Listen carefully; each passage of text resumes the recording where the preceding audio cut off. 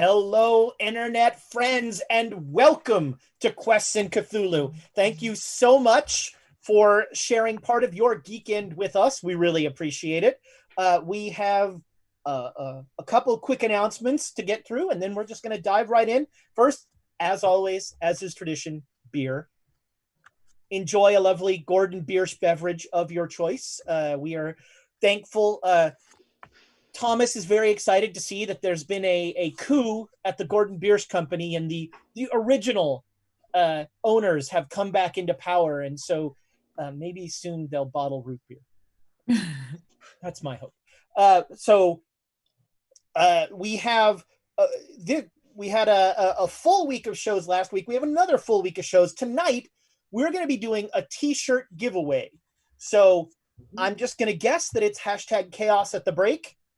In a t-shirt, hashtag chaos at the break to win any t-shirt of your choice. There's like 8 asterisks on that because it's any t-shirt we have left and the sizes we have left. But I'm told that as long as you are an extra small, you have your choice of anything you want. So go to town. No, we have a bunch of different sizes. Like, no. As long as you have 2 arms and a head. We have something that will fit you. So at the break, hashtag chaos to win a t-shirt. I also want to make an offer here to our listeners. On Sunday, I mentioned this in the Discord, but I'll mention it again. On next Sunday at 1 o'clock Pacific time, I'm going to run a... Thomas just misspelled Discord in the... It's totally on brand for us. Usually it's me misspelling it, but whatever. Close enough. The real reason we don't do a newsletter anymore is... no, that's... I'm doing this newsletter, and people, if you can decipher this newsletter, good luck to you. Only big brain people can make out what Amy is trying to say. Only if you don't realize English, it'll be fine. Amy types in Pig Latin. It's yeah, makes things very hard. So Sunday I'm going to be running a test of the Chaosium scenario. That they're running at one of the scenarios they're running at Gen Con that I'm going to be running for Gen Con Online Sunday at 1 o'clock. So the first 6 people who write madness in the Discord on the Call of Cthulhu Discord, you're going to be in. I will PM you the Zoom details, and you can join me for that. I'll say that again a couple more times this episode. But it would be great to play with you guys, and it'll be a 3-hour game, so it's going to be a short game. I don't go overtime, and it's called The Last Will and Testament of Professor McTavish. All the characters will be provided. It's essentially a con game, so this will just be my test run of it, and I would love to have some players there for that. Since test running by yourself is madness. I mean, I win, so that's good.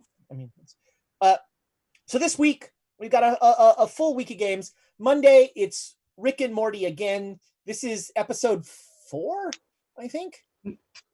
Episode 4 or 5. Episode 4. And they keep going, so Yeah, it's just episode 1, part 4. That's right. Well, it's a Quests and Chaos one shot, so it's gonna take 5. Speaking of Quests and Chaos one shots, Tuesday we will continue Cthulhu in Space.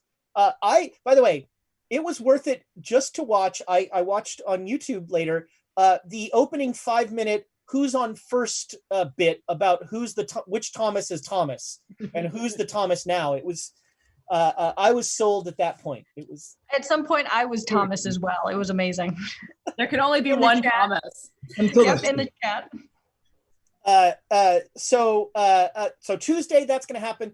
Then Saturday we're back here for real Cthulhu. I keep reminding everybody this is real Cthulhu. That other stuff. Real. I want to give a shout out to Tom and the job that he did running that game. I have run a game of Call of Cthulhu for the Chaos Agents. On the plus side, you somehow got them to not kill each other yet, which is impressive. Yet.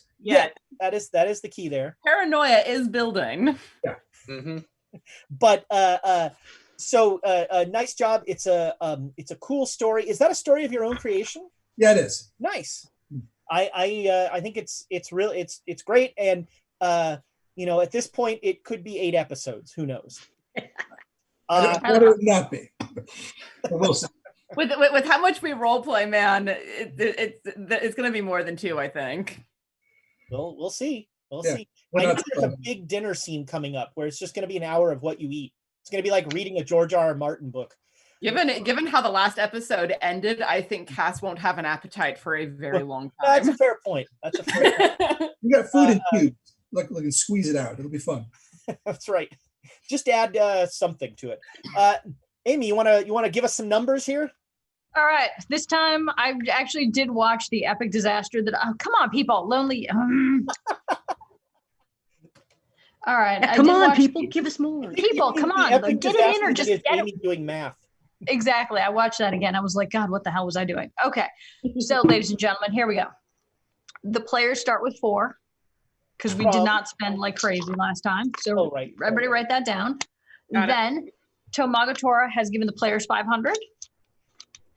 And Ezra, I'm sorry, not Ezra, the Duchess. What am I smoking? The Duchess got 500. The Duchess, all right. She might need it. She might need it. Yep. Nah, she doesn't need it. She's fine. Her sword fighting skills are excellent. Then our favorite Twitch user, Squirrel on the Run, gave the players 500 and explicitly said not for Ezra. So here's the thing. I said that before we started, I said, I'm just excited that for the next week or 2, I will not have the worst haircut in Quests and Chaos. This is true. You're right. Apparently remembering that my wife cut my hair, and so those are bitterness bits. Can she come over and cut my husband's hair? Because have you seen that shit show? I think a Flowbee was involved. That's my personal. It's too late, man. It's gonna take some weeks for that to grow out enough. It's gonna take a while. It was traumatic. It was highly traumatic. I hear you screamed on a conference call. I did. I was on a conference call and he walks in. I mean, just to not make the bits any longer than they usually are. But like he asked me to, so in between meetings, he's like, can you cut my hair? I was like, I have 25 minutes. Let's get this done.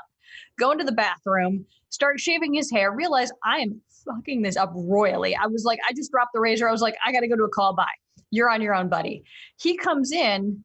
And again, it was like this weird, like when I was doing it, it was like super shaved. He's got his hair's all long. It's shaved. And then it goes to this weird V in the back. And I was like, this is terrible. I'm like, I should stop while I'm ahead and not claim responsibility for this problem. So like in my usual fashion, I was like, here's your clippers. I got to go by.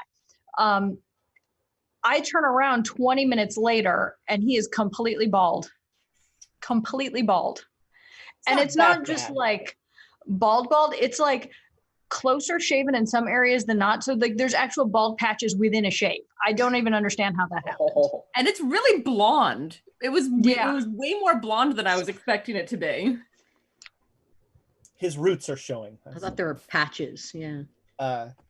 I would like to apologize to Thomas for causing so much discussion about your hair when there's so many other things to be making fun of you for.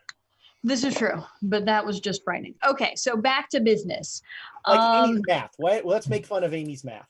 Yeah, that's fine. Okay, so the Baroness has given Ezra 1,500. Oh my God, he's putting a wig on now. He just put a wig on. Does he still have the Mercer wig there? Yeah, he does, and he's tucking it behind his ears. Wow.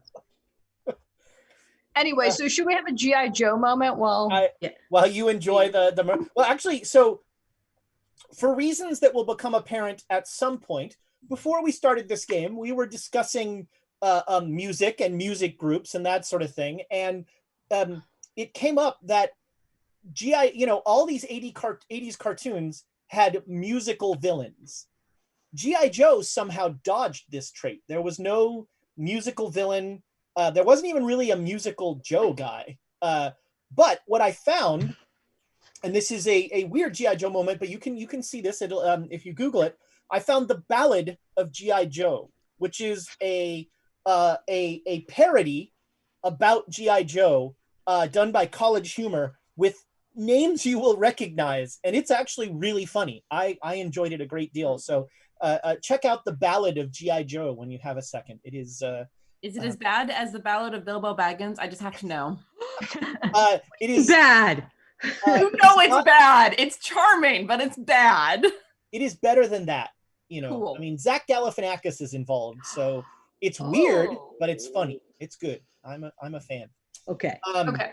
So 1,500 from the Baroness to the players. My favorite. What? Yeah. I still love the Baroness. Doesn't matter. Well, she gave you 3 as well, didn't she? Or was that just So you've got your 3, and then we we just got 3. It's fair. Then let's see. Lonely Lonely Yeti. transactional thing, and Lonely Yeti, 1,000 to the players. Thank you. Thank you. 500 to Ezra. Maybe thank you. maybe. Thank you? Question mark. Yep, exactly. And then the Baroness also gave 500 to the players, and in parentheses, all the love to Ed Squirrel on the run. I'm not sure what's going on there, but I'll take it. It's my favorite Twitch user.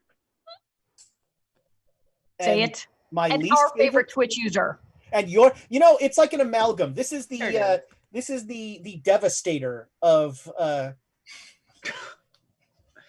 was pretty much just for Nick. Okay. Devastator was a transformer he was the Voltron of Transformers. And not at all a ripoff of Voltron.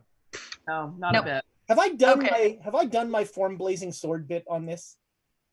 You're what? No, it doesn't sound familiar. Voltron is the worst. Voltron is the worst cartoon ever made because every Voltron episode. The old one or the new one? It doesn't matter. There's a new one? Episode is 20 minutes of Voltron getting beaten up. And then at about 21 minutes out of the 22 minutes of the cartoon, Voltron forms the blazing sword and just slices whatever it's fighting in half. Just form the blazing sword. Start with the blazing sword. You haven't seen the new one then. Okay. There's no canonical reason. It's not like we have to build up the energy to form the blazing sword. No. They can form the blazing sword at any time. The blazing sword always wins. Form the blazing sword. They should have just built a bigger garage for the blazing sword, is essentially just come out already formed. Exactly. It's like just build Voltron out of whatever you built the blazing sword out of. Form blazing Voltron. Actually, so never. I was going to get into it, but you know what? Honestly, because of Voltron, I always personally side with villains because the villains are far more interesting than the good guys. And then I went back and thought about Superman. And I was like, yeah, heroes suck. Speaking of heroes suck, the Great Dane Society. Enter Emma. Dude. Heroes, hold on. Am I a hero or a villain? Good question. Well, I think we were just talking earlier about following the Duchess's lead and going in to reset the universe again. Yeah. The only thing that makes that we were having.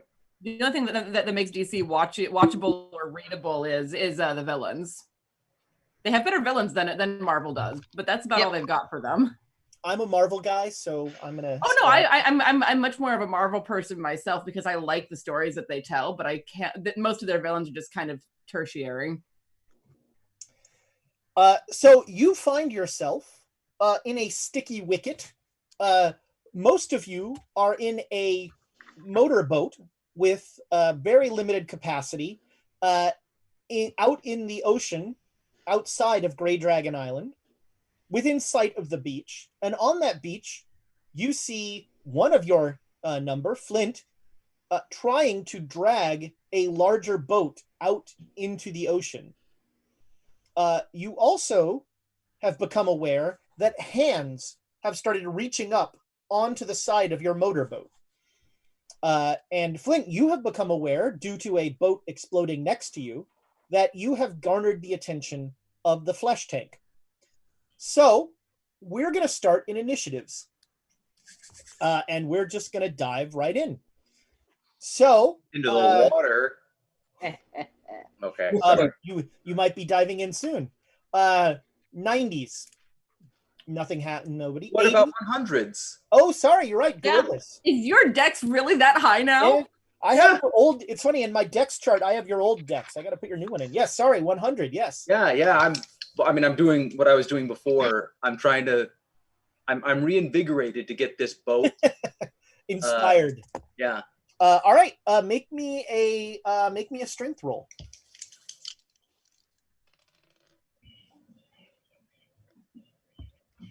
Hard success. All right. Yeah. So you make a great deal of progress. You have loosened this boat somewhat, and you are.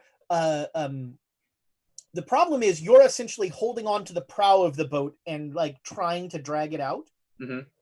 And if you had like a rope or something that you could like tow it out, you'd probably have more leverage. But you are, you have made with a hard success. You definitely feel like you can feel the boat freeing from the sand in the lower tide. 80s. That's Donald. Yep. All right. So he's basically got his shotgun out, and he's gonna, as soon as one of their little heads pops up, before they can do their horrible tongue thing, he's gonna shoot one at close range and try to blast it back in the water. All right, make me a shotgun roll, and you definitely have an advantage die for this. Oh, fun. Yeah, that's a 0-2 with the advantage. All right, so there are still 2 hands on the thing, but that is all there are. You have essentially blown the rest of the Karasiri far off. So these 2 kind of white, pale hands with sharp fingernails are just like latched on to the side of the boat, but not attached to anything else. 70s. 75. Yeah. I'm gonna try to cut one of the hands off at basically like at the wrist and try to like de-hand a Karasiri so it stops hanging onto the boat. All right, so here's how this is going to work for you. You need to, every time you want to take an action against a Karasiri, you need to make me a sanity roll.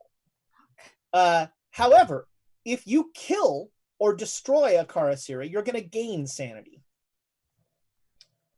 That's kill or destroy. That's not hand sever. Yes. Ooh. So I have fought Karasiri before. Do I remember that like cutting their throats works or like stabbing them through the eye?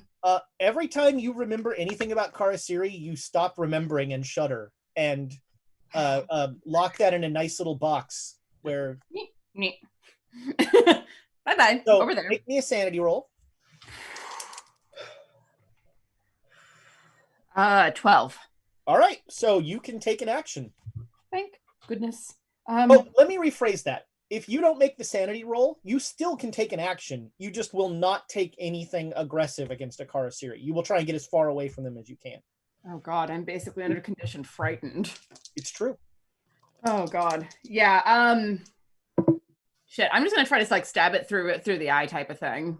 Okay, yeah. There's a head like coming out of the water. Yeah. Sure. 24 is a hard success for me. All right, yeah. Roll. So that is max damage. On my daggers, that is 6. Okay. Let's see here. 03. This Karasiri. Make a strength roll. Oh no. 13. That's right. That's a hard success. So your knife like goes in on the cheekbone. And like it feels like it goes through the skeleton there. And there's a second where you're afraid it's going to get lodged in there, but you just yank it out. And this thing is still inexorably moving forward. Yeah, I'm going to back up a pace because I don't want to be there. Yeah. That's 70s, 60s. 65. I am going to yell everybody to hold on tight, and I'm just going to wrench the wheel around and see if I can spin them. Nice. Hey, remember when we said that unless you tried to do something crazy, you wouldn't need to make a pilot roll? Make a pilot roll. I'm laughing hard. Okay. You just looked at her pilot skill. Yeah. Oh no. I got a really good roll, but yeah, I have one. What'd you roll? I rolled 29. Okay, yeah, that's good. That's very good. So, all right, I'll roll for the. I mean, they rolled very well. So you lurched the boat around, with a good roll like that. won't make anybody makes dex rolls or anything like that. So you start going in like what you think are tight circles, but it does not seem to be dissuading the Karasiri at all. That was so also on a 60, they start to go. So we'll start with Alexandria. Alexandria, make me, this is going to be an opposed brawl. They are trying to pull you out of the boat. I did back up. What now? I did back up like a You know step. what? You're right. You did back up. Yeah, so that one will climb up. Let's see. Now we'll go to Emma. The one next to you is going to try and pull you into the water. So this is an opposed brawl. On Birds of Paradise. Come on. Oh yeah, Birds of Paradise. 16. Beat a 16. Dice. I believe we still have a code for Birds of Paradise. I think we do. There it is. I don't remember what it is, but we have a code. If you use it when you order the dice, you get 15% off. Chaotic, apparently, because I read There we go. It's chaotic. That seems to fit. How'd you do, Emma? What'd you get? So I did 16. It's a fighting brawl, right? Yes.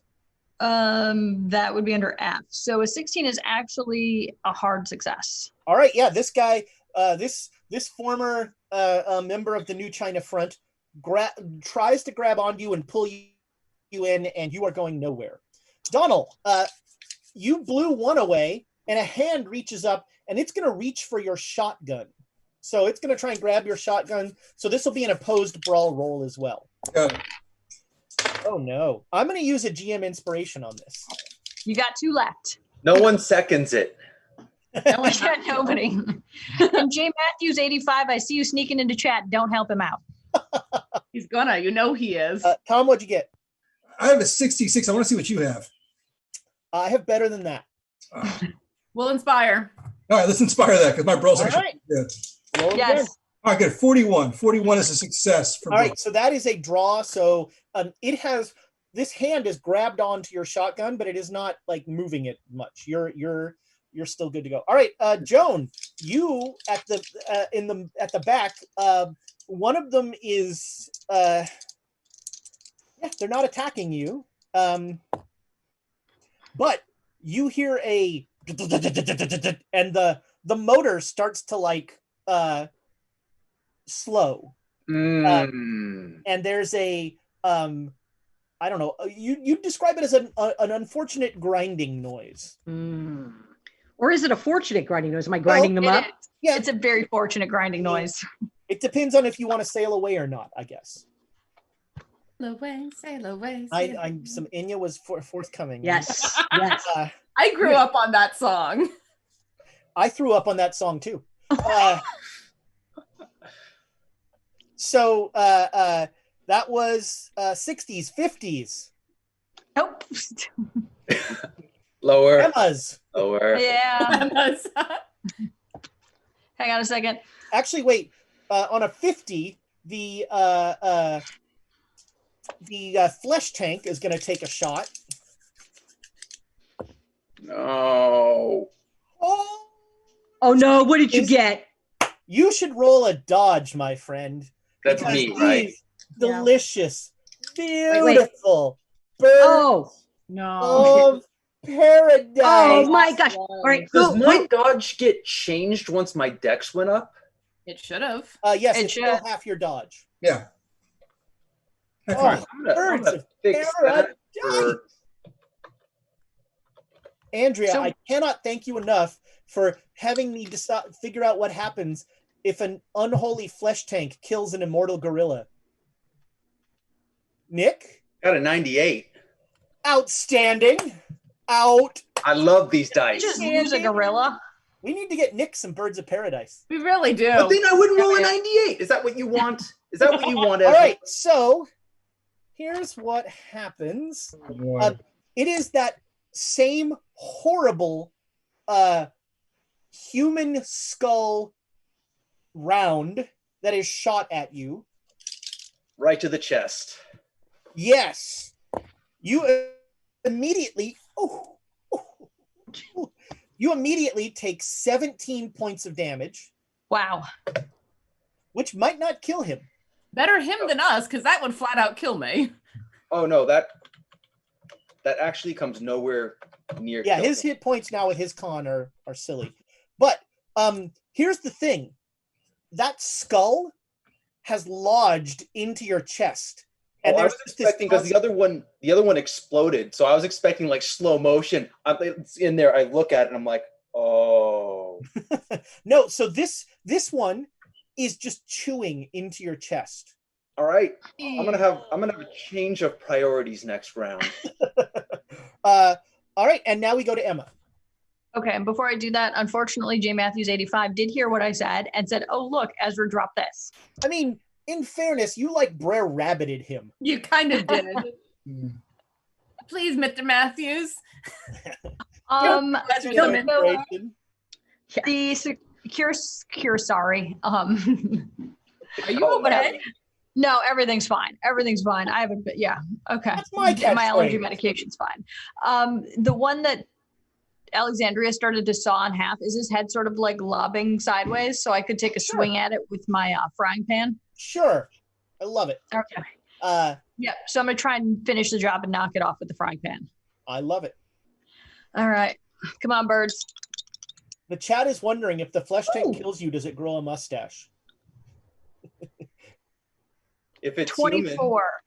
So it's just a regular success, not a hard success. Close. And I think we said that does a D6 damage plus your damage bonus. Yeah. And my damage bonus is probably nothing because it's nothing. Well, there you go. Ooh, 5 points of damage though. That's kind of philosophical. There is a kang as you like. So in very short order, Alexandria just barely gets the knife out of the face of this thing as a frying pan comes flying in and just brains this Karasiri. He will make another con roll. Oh man, he is determined.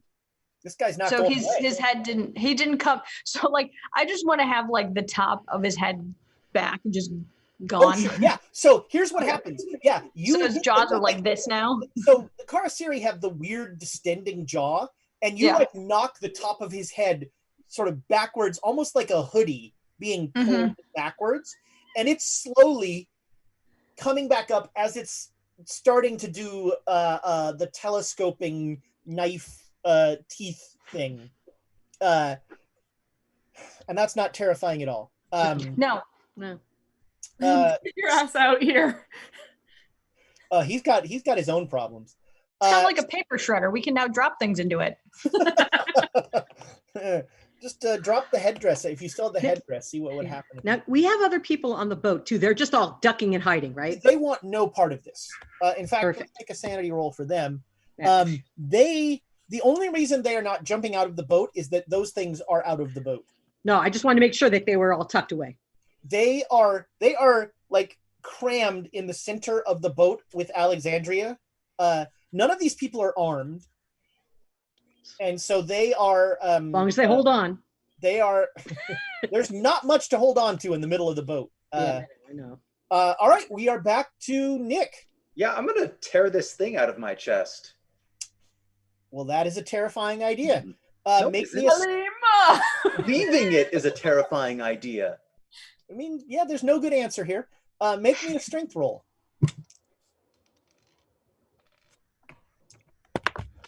Regular success. All right. Oh, birds of paradise giveth, birds of paradise taketh away. Blessed So, be the name of birds of paradise. You take 2 points of damage, and you pull this skull that is just like worrying at you, and there's like viscera. There's like a line of viscera from you to it as you pull it out. But you now have a. Oh, I get some. I toss that. That goes away from me. Okay, where I remember are one you of those throwing it in the before. water? Where are you throwing it? Are you throwing it in the water? No, just like I'm just trying to. I'm guessing down the beach. Okay. And then if I can. So you huck it to the side. Make me a luck roll. The Duchess does have inspiration for a dodge. Just saying. Oh, yes. Oh, because I rolled a 99. Shnikes. All right. So you throw this thing, and you throw it more up than out, and it lodges on the floor of the beach, sort of by the back of this boat. This boat is reverse up on the shore, and you're pulling out the front of the boat out to sea, and it explodes. And it takes off the back of this boat. So the boat is much lighter on the plus side. Yeah. Oh, well, no, there's no more point for this boat anymore. I mean, that's hard for the boat to hear, but tough truths are sometimes necessary.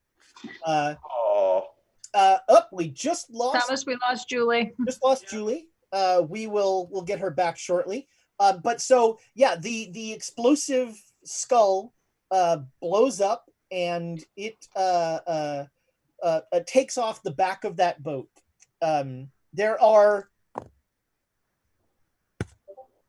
There is one more boat that you think is feasible for this. Okay. So that was you. Nothing else. I do want to use this boat as cover for it is planning great. my. That will be great for cover. Yeah, you have no problem. It is much easier to shoot the boat than it is to shoot you. So that was 90s, that was 100s, 80s, down to Donald. Right. So the one that was grabbing Donald's shotgun, is that one on the boat? It's so it's one hand on the side of the boat, one hand on the shotgun in the water, basically. It's an easy shot for you. Yeah, he'll just take care of this one too. Just turning the shotgun just enough so it's a point blank range, pull the trigger, and release this one from his cursed existence. All right, yeah, you've got an advantage die on this as well, big time. That makes it a 14. Oh man, it would be a hard success. Yeah, it's the better success. It's critical. Critical. So you blow this thing away. Like there's now the hand is still holding on to your. No, actually, the hand that was on your shotgun gets sort of burnt off because of the heat that the shotgun shell creates. But the other hand remains on the ledge. You blow that one away. 70s. Tiana, make me a sand. Well, actually, what do you want to do? So there's still one in front of me, right? That has the top of its head peeled back like a hoodie. Yes. Fun. I want to go for its throat. Okay, make me a sand roll. I hate this. I hate everything about this. 19 made it. All right, make your attack. Okay. 15, which is a critical success for my knife. All right. What does this kill look like? Yeah, not quite gibbering to herself, but definitely not okay. She comes in and is able to get a hand under the chin and get it up and just take its head off, basically. Okay. Yeah, and with that great success, you managed to boot it into the water so that you just want it away from you. She's swearing in Italian at this point. So you've killed that one. That was 7. Do I get sanity back? You promised sanity. Yes, thank you for saying that. You killed that. Hey, don't roll on the table, Ezra. You get 2 sanity back for that. The stars are aligned. Julie has returned. Welcome back. And Thomas, all over the overlay. It's already up. He's very quick. We have a crack production team here. Did you say craft? I mean, yes, but also. All right, on a 60,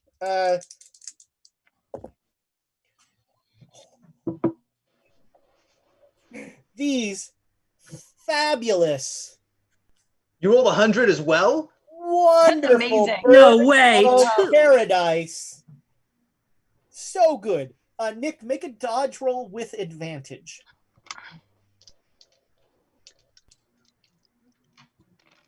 You're gonna need a heck of a roll. Do it. I got a 19, and that is just a hard success. All right, so a hard success is going to minimize some of the pain. It's not going to be double damage this time. And so, but another one of these chittering skeletons, this time it latches on to like your shoulder, and it does, oh man. Can you use inspiration on damage rolls? No. Otherwise, we'd be doing that all the time. So you're being lightly nibbled on the shoulder for 2 points of damage. Oh, this one's such a little sweetie. Break its head off. There's like a little, yeah, this one's kind of small, and it's just like, me. Is this a kitten skull? That's right. Yeah, that's right. Aw. Who knows where they get the skulls? You know. So basically, I'm just still driving. I'm still driving in circles and trying to wipe stuff off. So you're a 65. So you're gonna keep trying. So most of the Karasiri that were coming on the boat have been convinced not to come on the boat. So make me another pilot roll. Let's see how bad the damage of this one gumming up the works is. Oh, I got a 08. What's your pilot skill? Hey, what is it? One. No, an odd 8 is great. Spend luck. Ice to the camera's my shtick. That's a great roll. So yeah. We steal your sticks all the time, Ezra. Oh yeah, come on, man! I had to, and it was a thing, you know. That's awesome. Start showing off my hundreds. But what you don't do is you don't go like, I got.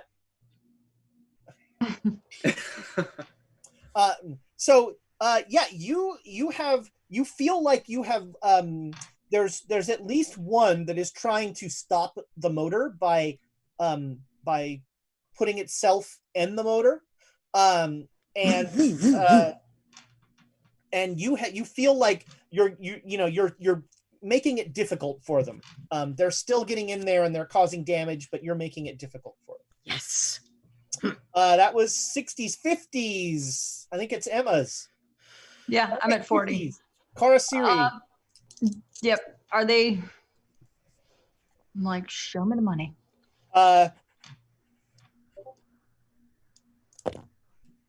So there are apparently two around the engine, and they continue to try to gum up the works.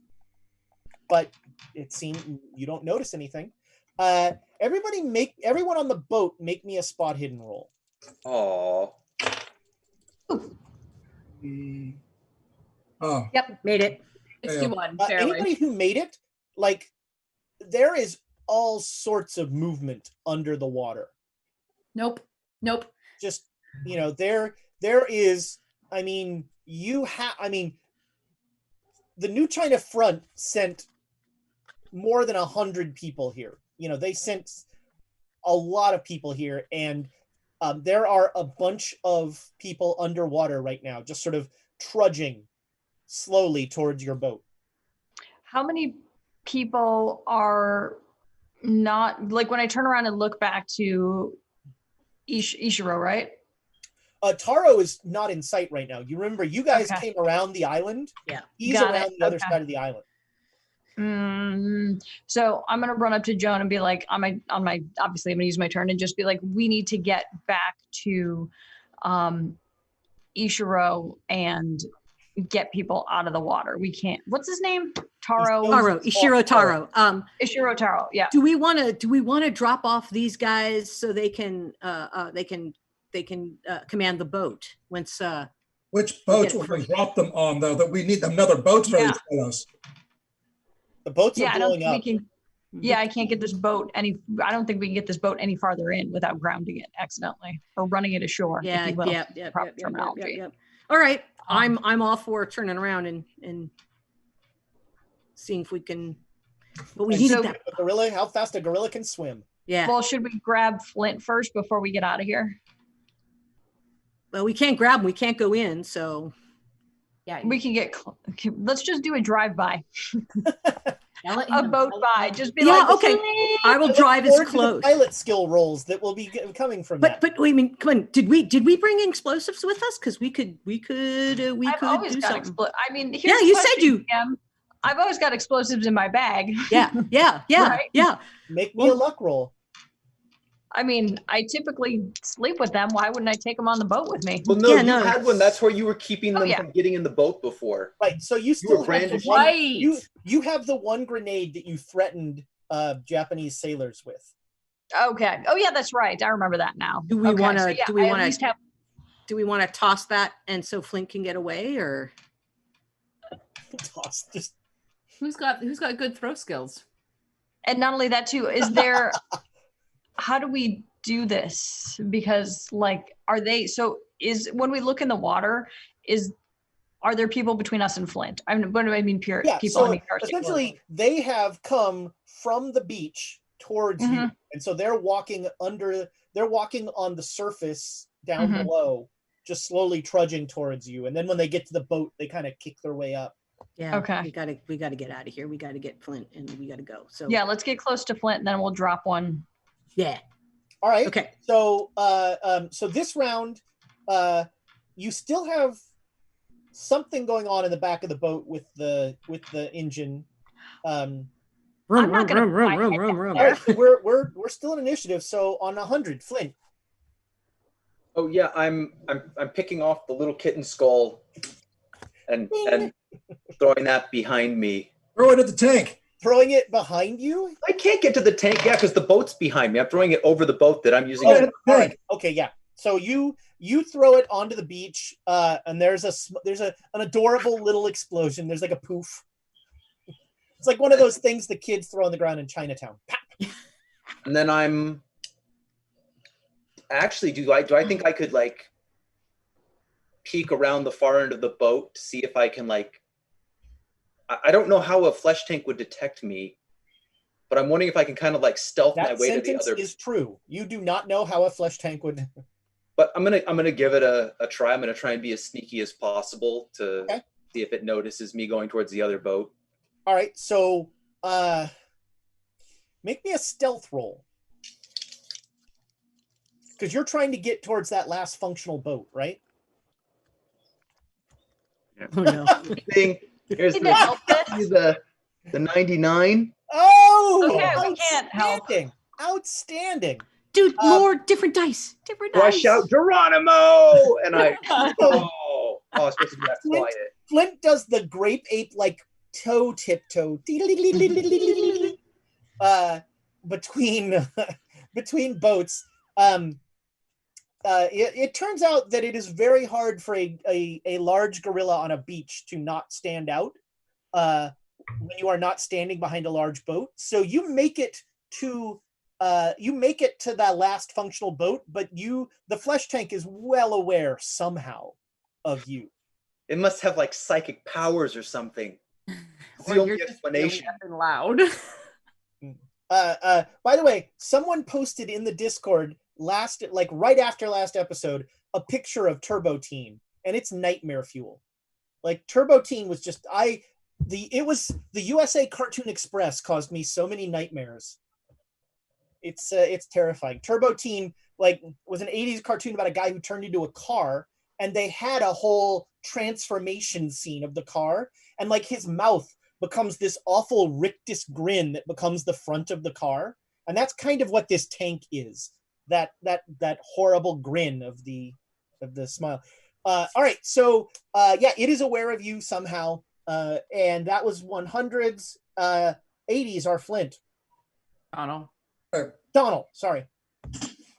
What's the next target here? What's next threatening Karasari on the boat? So there, Joan has made it clear that there are two under the water that are doing something, trying to do something to the engine.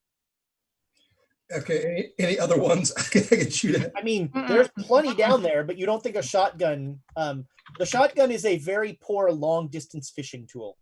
Yeah, and it will also blow up engines too if I'm not careful. And so yes, there's that as well. So there's no others clinging to the boat. No. I mean, there's hands on the boat, but they seem to be only hands. Okay, good. All right, so Donald will stow the shotgun, grab one of the rifles that we have in abundance here, all right, and so you're move to the back of the boat, and then begin looking for a target that he may have to shoot off. Okay, yeah, you have switched to a rifle. That was 80s, 70s. Alexandria. I see no immediate threats. I'm going to go and just like not quite cower, but definitely hang out very close behind Joan, crouching a bit, watching where we're going, and just like make me a spot hidden roll. Made it. All right. Regular you success. Are unfortunately aware that there are two. You have come closer to the two that are still worrying you, and you do not enjoy that. You definitely feel that. No. All right. That was 70s, 60s. 65. You players always go first. Yeah. So, is there anything I can think of, like, like in a car, and you rev it, and you can change the way the engine goes and things like that? Is there anything like that here where I could try to shake them off the motor? Like I can go. Woo, woo, woo, woo. I mean, you could play with the throttle. Yeah. On an outboard motor, you'd be they're very easy to flood. True. So I mean, that would be the concern there.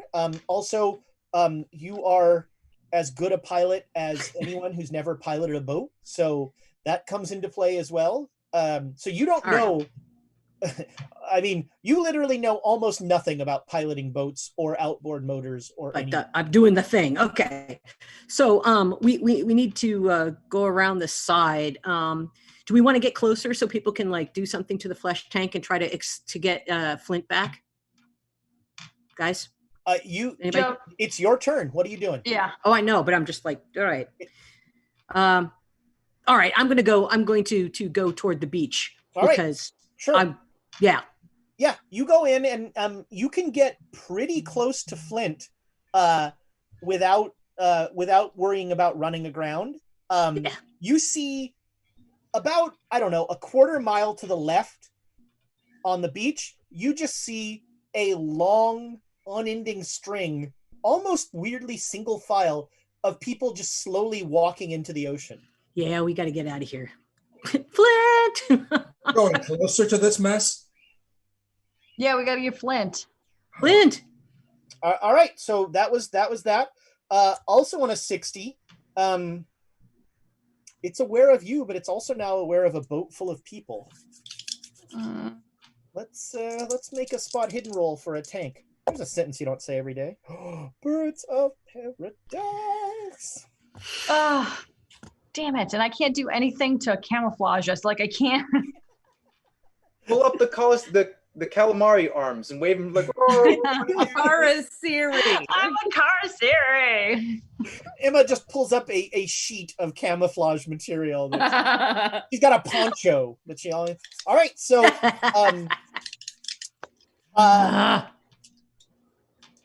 Joan, make me a piloting roll. I just enjoy. Someday you're going to roll an 01, and oh, how we will celebrate. No, I got a 51. Is that inspirable? Do we want to inspire that pilot roll? God bless America. I mean, why bother? He got an Why off bother? 5. Yeah, he got not 5. So yeah, no. He got exactly almost the opposite of what I got. Andrea. By the way, Andrea wants you to know that she's going to be doing a redesign of the site. So get your orders in for dice that seem to only roll critical successes for the flesh tank. I just put my face with thumbs up on the front of them because and a picture of the flesh tank. Put Ezra's face on the side of the flesh tank with a thumbs up. No, she's going to make and then dice approved. And then dice shooting out of the cannon. Deny that Birds of Paradise might have parrot shark dice at some point. I want the front to just be me, like Birds of Paradise are Ezra approved. They're the only dice I will ever roll here. These are fantastic. So with an 05, all of you are aware that you hear a kind of distant thud, and then you see, you have a long list of things you've seen that you thought you'd never see. This was not on that list, as a skull is rocketing towards you at high speed, and you can somehow you see its mouth is just like and it's Pac-Man. it hits the boat. I want to send as my ringtone. That nyah. It hits the boat for double damage. Oh. Go. Do a circle around the island or something if you want to get. Yeah. And I don't even know how to make up how many hit points a boat has, but it's going to be more than that. So this skull comes inside the boat, and it hits on the base of the boat, which is wood, and it's just, you can see it just going like, it's like eating into the wood of this thing, and there is already like a major chunk taken out of it goes through like the side of the boat and takes off part of the railing, and it's now on the ground, and it's just like Are we sinking? No, there's no water coming in, but your boat has definitely taken serious damage. That was 60s, 50s. The two Karasiri by the engine are going to try and do something. Apparently, Birds of Paradise really like the flesh tank, but not so much these poor mooks. There is underwater. There we cut to like the scene of these two, of the apple dumpling gang of Karasiri, like getting in a slap fight as they're literally trying to just put their bodies into the rotors to stop the engine, and it is not working. They are both like, it's the two guys trying to go through the doorway. They're just like blam. Same time. Very sad. Very, very sad. That was 50s Emma's. All right, so I'm going to take my frying pan and try and scoop the head out of the boat and Nice. launch it back. Oh, like an atlatl. You're Yeah. okay. Make me. I don't know what. Roll. It's a what? A dex roll. Okay. Oh, birds! You the best. Oh, I got wow. a 5. Oh wow! I gotta do like an Ezra and be like an odd 5. I can't see it, so And that is an extreme success. So So in one of the most like fluid moments of Emma's life, there is like just a scoop. This thing comes I'm a in, highlight player now. Just straight up highlight. highlight, the only sport where it is illegal to be left-handed. You come in and just in an incredibly fluid motion, you like see the skull. Nope, you scoop it down and you just fire it back at the beach. Make me a luck roll. Ooh. Where's my luck on this one? Oh, birds again. I just made it. Made it by 4, but I made it nonetheless. So there is an explosion nowhere near any of the boats or gorillas that you are currently interested in. Okay. Because there's so many gorillas that we're interested in. Yep. I don't want to limit And so you. I'm going to take up a defensive position and again, just allow me this to baseball bat any flying cannonball heads that come at me. Yes. I always thought Emma was more of a field hockey player in high school, but apparently softball was. I'm now picturing her as Rapunzel with the frying pan. Nice. Outstanding. Yes. You are like, after that, you like flip it and shoot it out there, and you were in like the ready stance. Yep, exactly. I'm like, batter up. Right, batter up, motherfucker. Yep. Outstanding. Back to the top of the lineup. Flint. Getting this boat towards. Is this further down away on the beach? It's farther away from the Karasiri, yeah. Can I actually? Is it far enough that I can kind of veer off in another direction, further away from all of that horribleness? Make me a luck roll. No. Nope. Yeah. So the Not beach, bad. it's right about where the beach starts to like curve up to make this like a cove. Okay, then I will. I'll just start pulling it down. Yeah, sure. Make me a strength roll. And that would be a critical. All right. This one comes right out. I should have so started. this the explosions have really loosened it up. And so you pull this one out. This is about the size of your current boat. It's a large motor boat essentially. And so this boat is now free in the water. You're welcome to try and pilot it. Oh yeah. Do I? That's next round. That'll be next round. Yeah. All right. That was 100s. We go to Tiana Alexandria at 70 something. Donald at 80. Sorry. So Donald, your rifle is out. All right, we took care of that skull situation. So he's going to run to the back of the boat and kind of try to figure out what Joan was pointing at. All right, it's a little crowded at the back of the boat with Alexandria there and everybody. So make me a spot hidden roll with a difficulty die. Okay, at disadvantage. That's a 6. Not up. That's a 65, which is in Call of Cthulhu parlance, it's a penalty die. Disadvantage is a term for a game that we don't talk about. I'll take that. It's 2 points away. I'm trying to decide if I want to spend luck on this or not. I vote yes. Yeah, do it. Of course you do. Well, also, what is your? Would it be reasonable to try to re-roll it? He's got a 63 and 2 and a penalty die. So.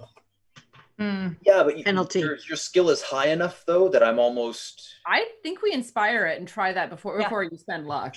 Okay, I agree. Let's do that. I'll go for it. I smell an Amy coming right now. All right. I do too. Maybe an Emma. So this is a 64, which is one better. Oh, now you're able to spend luck. Spend luck. Now I'm spending 1 point of luck. All right, there we go. So yeah, you can see a little bit under the water. There are 2 Karasiri who are not doing a particularly effective job of trying to like stop the engine. Yeah, he's gonna shoot one of those 2 with the rifle. Yeah, the rifle is a much better long range fishing tool. So take a shot. All right, that is regular success, 75. All right, roll your damage. All right, so this one. They are not aware enough to dodge. 7 + 4 is 11 damage. All right, so yeah, there is kablam. One of them is definitely not loving life, unlife. Whatever. All right, that was 80s, 70s, Alexandra. So I want to. Donald just ran up next to you, said, "Excuse me," blam. Okay. It's fine. It's good. It's all Gucci. Oh man. So we have a new guy in the chat. I have to explain. I'm the only person here who doesn't like D&D. It's my shtick. I have my reasons. It's fine. I'm right. You're all wrong. Everything's great. None. Yeah, I'm gonna scoot away from the back of the boat because Donald's way more effective at the moment than I am. So I'm gonna move further up and see if I can spot Flint. And we're stuck here at the moment because of him. I would like to get out of here. Because of him. Ouch. That's make me a spot hidden roll. He knows what I mean. I think probably +1 of all the times to get a not 1. So you see Flint doing the thing that I was never able to do, but my dad is great at, that running boat, where you run the boat out into the water and somehow jump into the boat at the same time. Yeah. And don't knock the boat over. I could never do that. My dad is great at it, but it's even more impressive when you see a several ton gorilla, a huge gorilla jump in and do that. And he has a motorboat. He has another motorboat about the size of yours that he's about to start up. Okay, I'm going to yell that information to Joan to be like, he's got a boat. He's on his way. We get out of here. We get out of here now. All right, that's 70s on a 60. 65. 65 players go first. So yes. I totally heard Alexandra, and I'm going. All right, so you gun it. Yep. There's going really back. No point, and you know what? Make me a pilot roll and just don't roll really bad. You say that. He said it. Oh no. 66.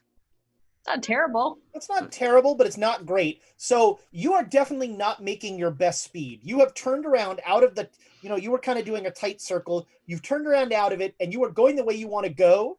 But Donald, you can actually see that that the one that you really damaged is just sticking his hand in the propeller to like slow it down. So you're going like half. You're hammering the throttle, and it's just like. One of them is bumming up the engine, so its arm is stuck in the propeller.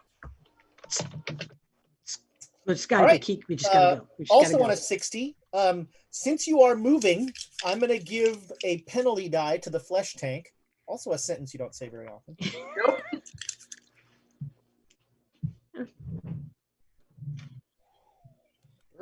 Ready, Emma? Nice. Yep. Oh no, this is fantastic. So my worst is a 30. Let's see how. Joan, make me a luck roll. All right.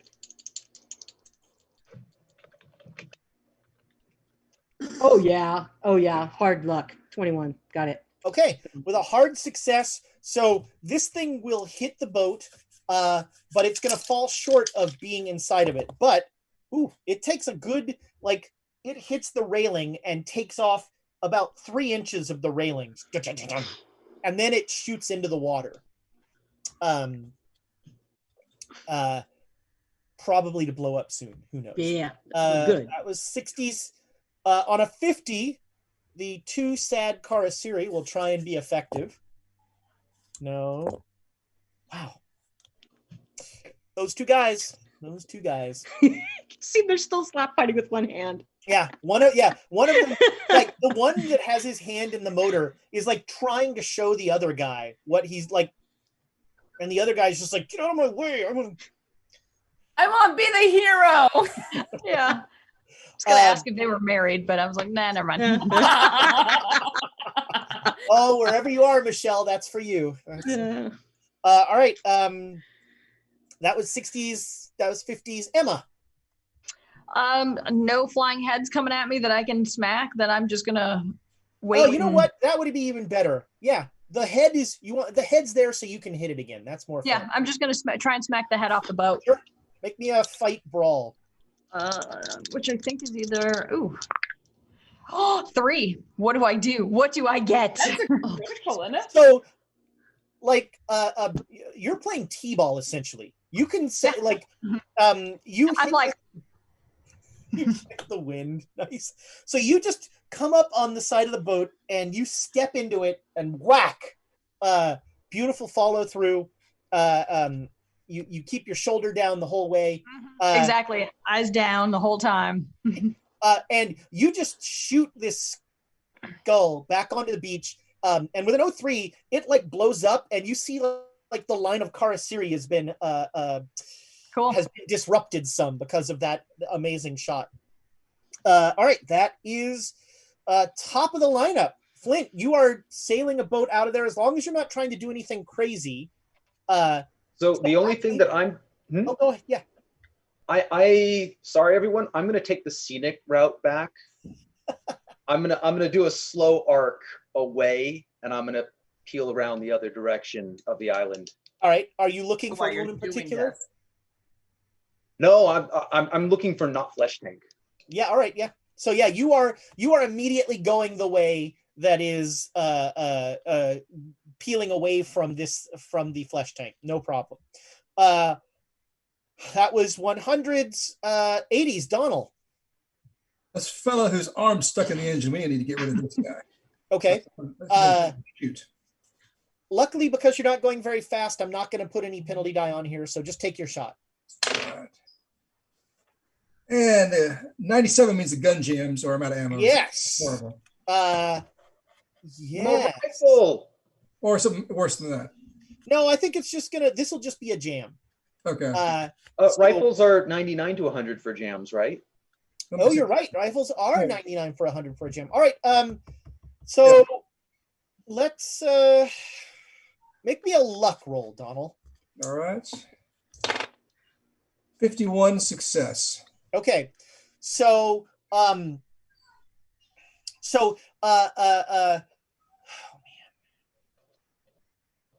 So you come down and and the one that doesn't have his hand in the motor, like sees your rifle and he doesn't get a hand on it, but he just whaps it out of the way. He just slaps it out of the way so that your shot, you don't even take the shot because you've just been too disrupted. All right, that is 80s, 75, 70s Alexandria. I don't know what to do. Don't die. You're sailing away from the island, which you're a fan of. I'm a very big fan of that. I'm not a fan of what I think I need to do, which is check underwater or like look down and Jump see if in the water. No, God, no. I have do it. phobias about that. We don't play that game.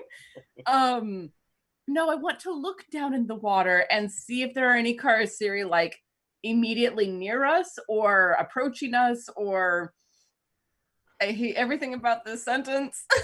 Make me a spot hidden roll. Okay. 51. I feel like I didn't want to make that one. So it appears that at the speed you're currently going, like the trudging guys are getting closer. You're not making enough speed to like keep away from them. All right. I'm really not okay with this. And I'm going to yell back at Jen, please give it everything it's got. They're catching up. Make me a sand roll. Yep. Made it, but just, and only because I had the 2 points of sanity added. 24. Ratings grab. Hi, Hi, Lucy. Hi, Lucy. Lucy's sad because it was flea treatment weekend. Oh, yeah. Aww. You want to sit I in need my to do lap? it to mine. Want to sit in my lap? All right. So, did you make it? I made it by 1. Nice. All right. So you are not totally repulsed and disgusted by the amputated Karasiri arm that is like right next to your head as you look over. But there's like a shutter there where you're like, ugh. Can I like reach out with the tip of a knife and like flick it off just to get it out away from me? You made the sand roll, sure. Yeah. Cool. That's like you just like flip. You just get the hand off of there. Yeah. The evidence we need. Why? There's 2 hands. There are 2 hands. There's at least 2 more attached to the boat. Get the person who doesn't have a severe Karasiri phobia to deal with that. I just want the damn things away from me. Yep. No. As long as No, we have it's- 1, we're good. It's fine. With us being out at sea for so long, someone's bound to eat them eventually. Or they're bound to eat someone, essentially. Probably. 60s. 60s. I'm gonna, whatever I can do to get back faster, I'm gonna try it. Like I'm thinking, if I'm gonna try to do the gunning thing again. All right. Make me a luck roll. Because that's more of what this is than piloting. Yeah. Oh yeah, I made it. I got a 58. So they got slightly better. So you don't dislodge them, but you don't flood the engine or anything. So there's this like going ahead, and this guy's fingers are like Donald. You can see like his fingers are just slowly disappearing as he's like gumming up the end, but you can clearly see the propeller being slowed every time it hits the Karasiri. All right, that is you are now. I'm going to give the flesh tank a disadvantage die. The good news for Flint is that there are more people in the boat that it wants to shoot. Oh my gosh. I've got an odd 8, and here comes the other 10. Zero? Even with a penalty die, Birds of Paradise come through. What? It is 28. So another bam, and another skull comes shooting towards the boat. This one's much better. That's relative. Actually, this one, let's see here. We'll make a luck roll for a flesh tank. Yeah, all right. So this one flies into the poor guys huddled in the middle. Oh no. And it just like latches on to one of them and starts like and this guy's screaming and Throw him up. that'll be another sanity roll for the boat. No, they you're still a better bet than whatever's in the water. True. That was On a 50, these two poor guys will continue to... Nice! All right. No. You should have God, you inspired guys that. are so rude. I'm so sorry. The boat starts to slow down. Like, now, so essentially, he's gotten, like, the fingers weren't slowing it down enough, so now he's gotten into the hand, heading towards the arm, and that has slowed the engine significantly. Back to so Flint, you are sailing around the side. When you get to the side, when you turn the corner, and you see, turn the corner is a weird way to put it. So this was like a cove. This was like a cove, and you've now come around the edge of the cove away from the flesh tank. Okay. You're going the long way around the island. Okay, I was just under the impression that if there was any point where I could not be close to the island, but if it's a cove, then okay. Yeah, so you're gonna come out, and then you're gonna come out and then come out on an angle, angling away from the island. Mm-hmm. Off in the distance, you see a canoe, and in the canoe, which is out of the water like this, you see the Duchess sitting down here, and you see Tidwell rowing for his life. I knew it. And they are rowing out to sea. Are the oars actually touching the water? Just curious. Barely. Only because it's Tidwell. She's fine. Let her go. Something else important. If there's some sort of like sea captain hat in this boat, I don't think there is, but if I could be a gorilla. Make me a luck roll. Make me a luck roll. That's outstanding. I want to see a 1,000-pound gorilla wearing a captain's hat. A tiny hat. Alas. No, just one of those straw hats. I'll inspire that. I will legit inspire that role. I've got a decent chance. Okay. Let's do it. All right, fine. go. If dead though, because yeah. a hat. I don't know where the other dice went, but it doesn't matter because I rolled a 10. Yeah. So yeah, as he was doing the run into the boat, he like scooped up a like captain's hat that does not fit him at all. And it somehow is staying on the massive shaved gorilla head. It's always when it's something stupid. All right. That was hundreds. Donald, 80s. Let's try to get this guy off our engine. So I'll take another shot. Take another shot? Yeah, this time it's a 12. So that's going to be extreme success. Nice. Yeah, so you this guy, you blow him away.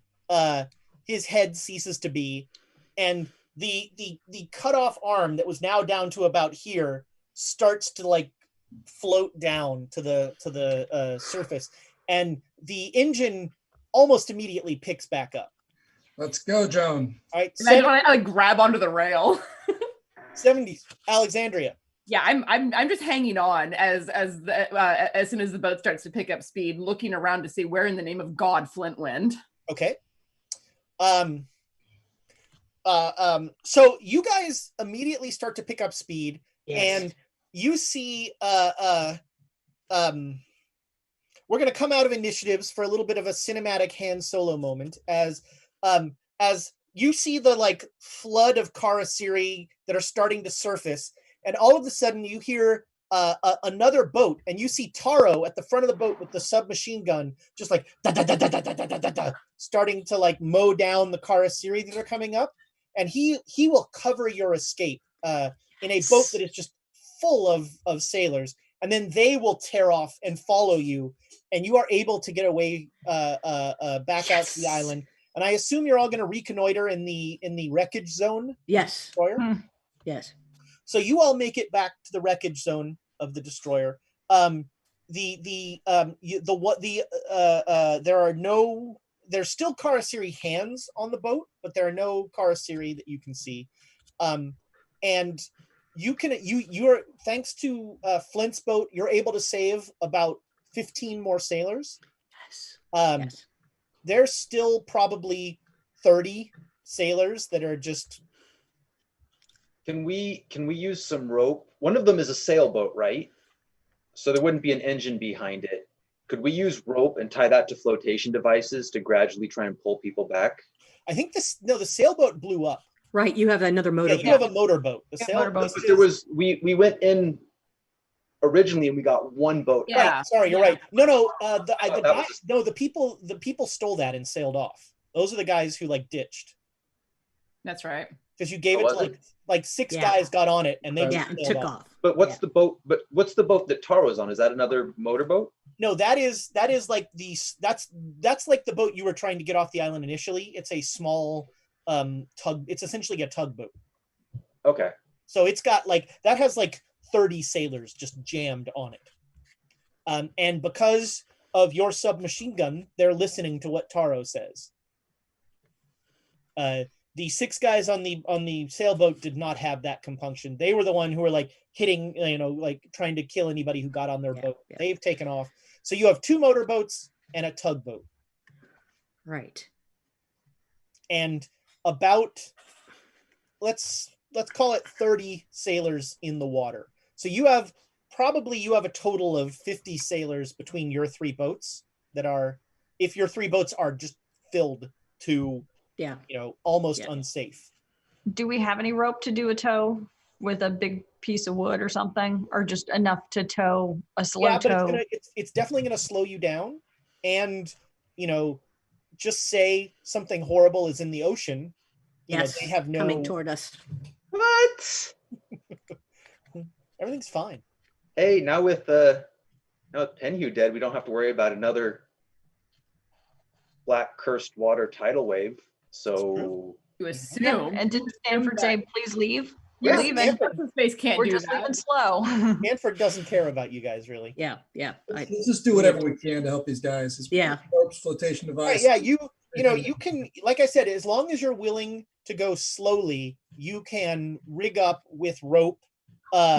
So I've got an idea. If we've got the 2 motorboats, and this could be horrible, but if we could set up poles between them to kind of like make a space that's fastened and then put like basically make like an elevated catamaran. We're trying to make a catamaran. Yeah. The challenge is making a catamaran that can hold 30 people. That's really heavy. Yeah. But that's what you're talking about, is putting bolt poles and maybe some flat things and people can sit on it. Yeah. I mean, I feel like the tugboat is probably the boat to pull the wood pieces, just because the motorboats are not, they're already straining against the people that you have in them. Yeah. The small outboard motors are just not doing great. And we have no idea how much gas we still have or anything like that. Well, I was almost thinking we were going to have to siphon the fuel from one of these to the other. And I mean, if you could somehow figure out a way to get those fuel tanks down. Yes, that's what I'm thinking. Is there a way that we can deal with that? Just to once again paint the picture, and for those of you just joining us, last time they were on a destroyer, a massive vessel with a crew of over 100. And it got disassembled in seconds. And so floating above them about 10 feet in the air is a completely disassembled Japanese destroyer, where like every piece has been just illuminated out. And how high up are like the closest pieces? And does it look like there's anything, if we could get some sort of anything that tied to an end rope, do we think we could grapple anything onto them and climb up? Or do we have a flint that could jump up and? Not from a boat, because I'd sink the boat. This is like old school Mario platforming. Yes. And if he doesn't grab onto something, he comes down and breaks the boat. You could maybe, but it would be very dangerous, and you don't know when that thing's gonna stop floating. Yeah, we don't want to be under it. That's for sure. We don't want to be under it. It wouldn't be a person killing me. Do I want to try and get, if I can get to anything that we need? Just FYI, I will give up very easily. Yeah, because my thought is, if the fuel tanks are separate and they're floating, how do you make them unfloat? How do you make them magically unfloat? That's what I was going to say. Do I know anything? Do I know anything that's like about flying? I don't have anything about flying. I just have the water one right now. Oh no, this is magic. This won't make any sense. Throw enough weight on it, maybe it'll fall. What happens will not be intuitive.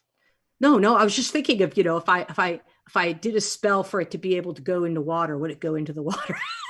But how could you ride it and propel it home? Rope. We pull it in. We reel it in like a skyfish. Shoot the energy out the back and just ride it in the sky home like a magic carpet. It's got as much chance of working as anything else you've suggested. Yeah. No, we just need to not be under here. That's all there is to it. So there is a brief moment where, all your boats are together, and Taro looks at you all, and for the first time you see like the strain of all this on him, as, he's well aware that the only thing keeping him alive and these men doing what he says is a submachine gun. I'll give him the hat. Makes him feel a little better.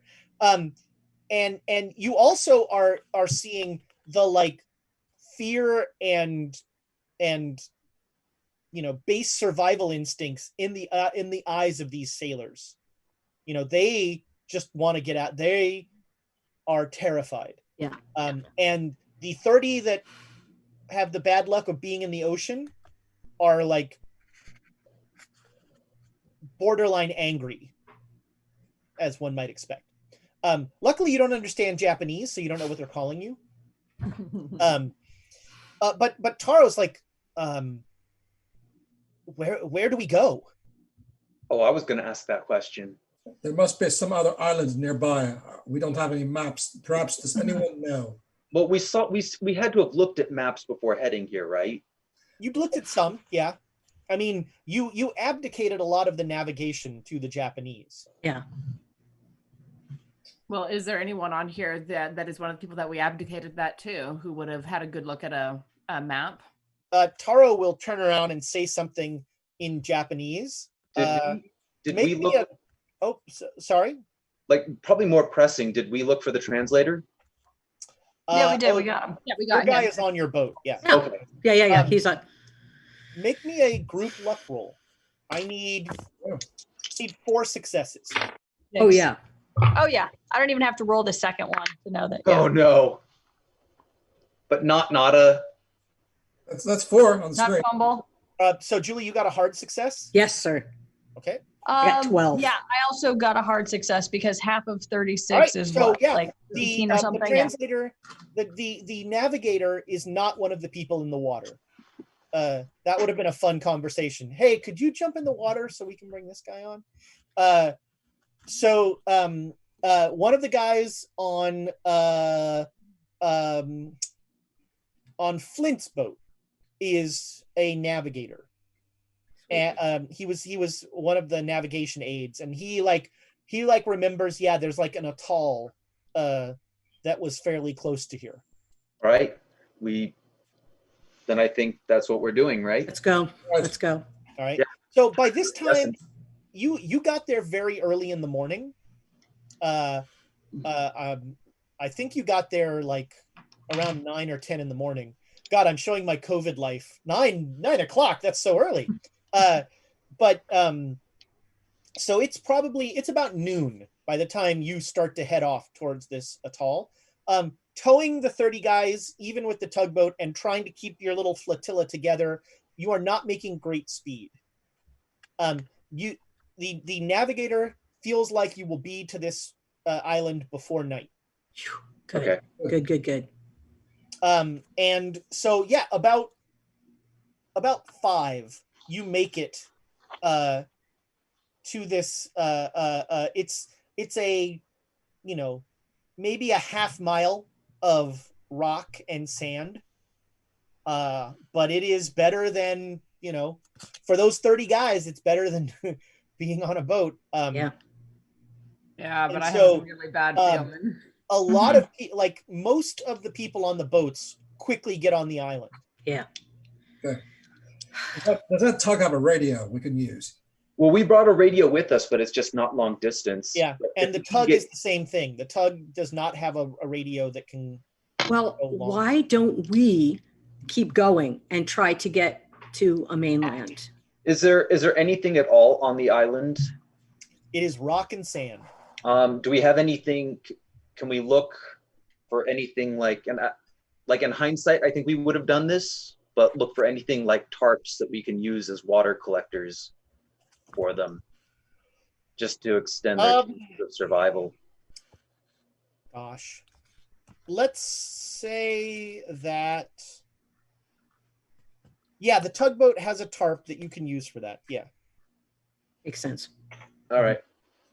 Then yeah, before we leave them, we can set up like a basic water collector. Like they'll have hardly anything in it by the time morning comes around, but it'll be something so they're not completely screwed. Yeah, and I think that it might be the best idea to take something to take the tugboat, because that might be able to handle the open ocean a little bit better, and go and try to find take Taro maybe with us and try to find someone, the other Japanese fleet, more of the Japanese fleet. Taro and the navigator and us and a couple other key people. And then people that Taro trusts. If there's any. Yeah, the only problem with that is the people might get upset if we're trying to take people from them. And well, so no, what Taro says is, and he'll say this very quietly, and you know, he doesn't think any of the crewmen speak English, so he's only speaking English at this point. He's like, I don't know how we leave people here.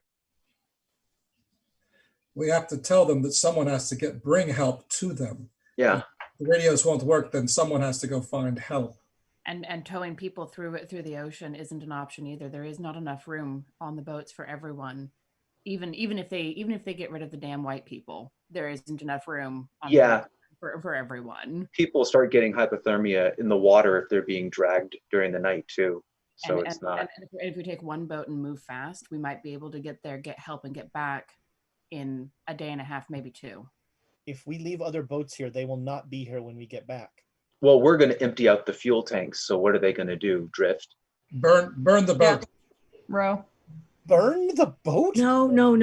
Yes, the ones we're leaving behind. That's a signal. The fire of this will signal other passing ships from a distance. They'll see the fire. No.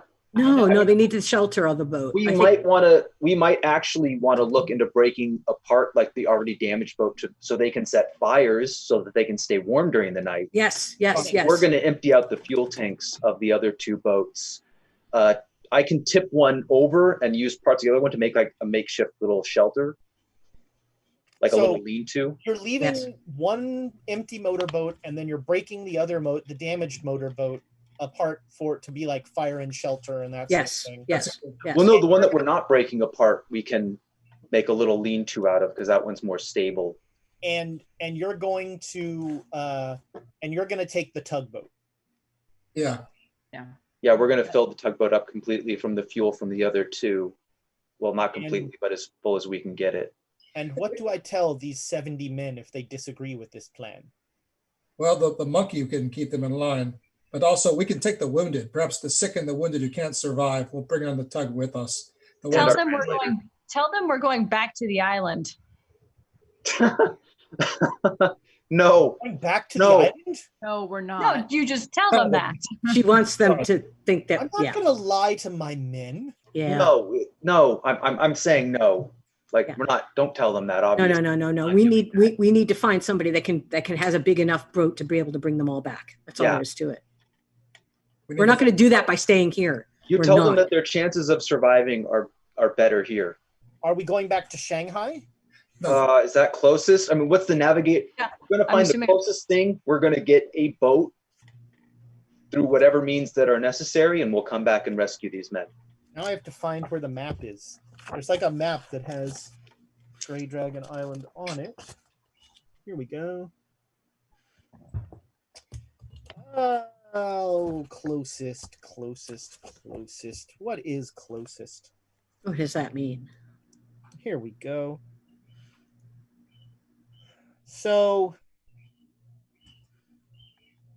you are kind of equidistant between Shanghai. Well, no, not equidistant.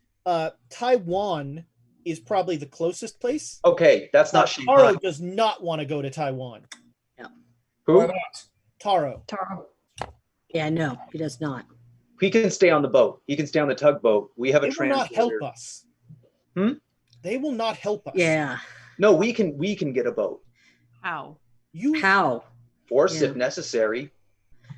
No, we must have nothing to do with that madman, Chiang Kai-shek. What? What do they speak in Taiwan at this point? Chinese. Okay. Is it Formosa at this point, or is it Taiwan? It is Taiwan. Yeah, no, we need to get back. What? So we can. It's closer. We can get a boat. It's not like we're completely devoid of funds. We can rent something. Do we have anybody who can talk? Yes, we have our translator. Translator. We have a Chinese translator with us. You sent hundreds of the New China Front to their death. Taiwan is essentially run by the New China Front. The New China Front hates Japan. Yeah, you'd stay on the boat. He's got a point, though. Is there another location we can go to that doesn't hate the Japanese? Shanghai. Shanghai is the other closest. We can also, it's a longer trip, but the very southern tip of Japan would be about twice the journey as Shanghai, so 2 days. Yeah. 2 days there, 2 days back. Honestly, though, that might be our best option for trying to get help that will actually come without lighting a powder keg on fire. We're not looking. One more idea. Charity, and we're not looking for staying wherever we're going. Are there shipping lanes? What about shipping lanes near here? We can get other help with other boats. Yes.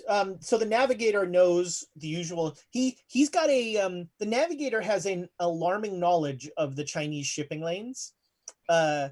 And there is a shipping mainly south, sort of looping around Taiwan, heading down towards Macau and that sort of thing. These are Japanese soldiers in uniforms. Do we have enough? So just, I'm sure somebody can math out on his crew. Do we have enough fuel at the speed that we would go to get to the southern tip of Japan? That would be the first question to ask. Is that if we go 2 days out, it would be. But then that's 4 days. Do we think that this many people are going to survive for 4 days without water on an island with like tons of exposure? It's not likely. No. We just need to rent a boat that's big enough to take people back. So then Taiwan's the answer. I think so. I think Shanghai is. Why don't we leave it up to our friend to decide? But it's his men. So then do we have enough fuel to get to Shanghai? I mean, Yes. Let's talk real numbers. Shanghai or Taiwan are no problem. I think Shanghai. Okay. I think Shanghai, because if we're trying to get a boat and they're trying to ask us any questions or anything like that, what are we going to say? What are we going to say in Shanghai? That we're going to be going and rescuing Japanese sailors on a little atoll? We're just renting a boat. Just rent a boat. Can you drive a boat? We're going to have someone piloting. I have been driving a boat. I mean, it's pretty easy. We do have a guy who's a pilot who was on my boat. He freaked out a little bit, but. And yeah, we do have the navigator. It's not like we have people who can man it. We just need to get them a boat that's big enough to bring. One, we have to get some supplies and first aid kits and medical. I don't know that. Only you knew someone rich. Yeah, exactly. We don't, though. Up to you now. Oh, no, absolutely not. No.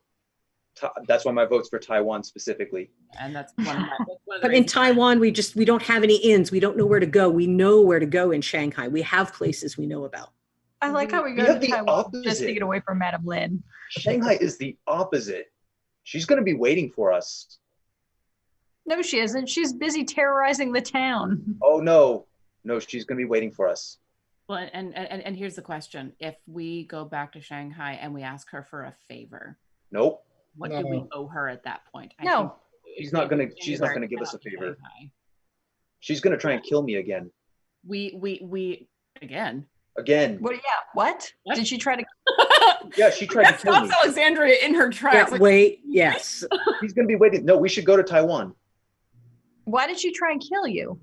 Because she wants to turn someone else into a gorilla that she can control. Oh, that makes sense.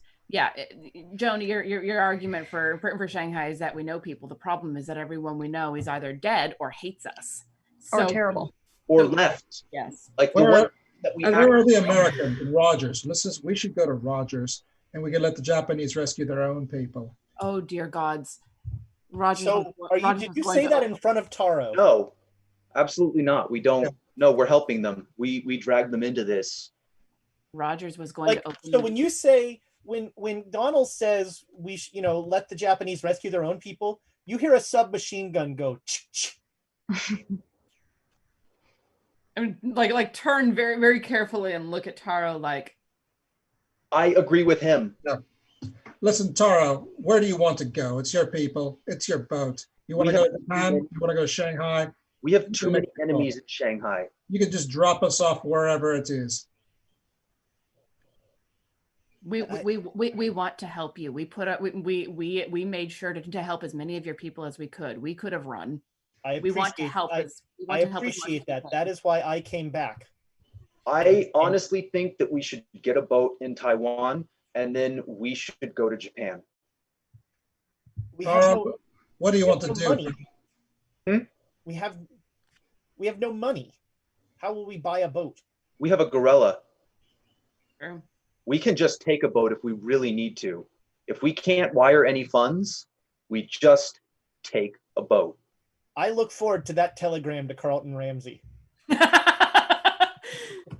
We steal a boat, we're going to have problems. We're going to need Silvano to get that. Of which Silvano is still possibly on the island. I think his accounting skills have begun to atrophy along with other things. A bit, yeah. Oh, man. I think on that note, we're going to go to break. So before we go to break, a few things. We're doing a T-shirt giveaway.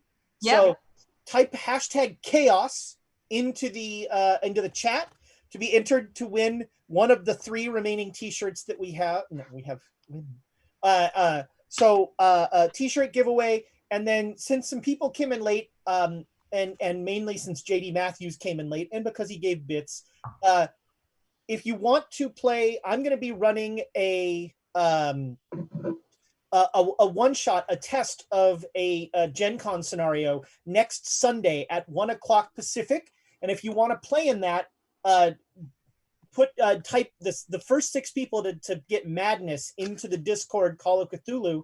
I'm going to drop you a DM and we're going to play Call of Cthulhu on Sunday.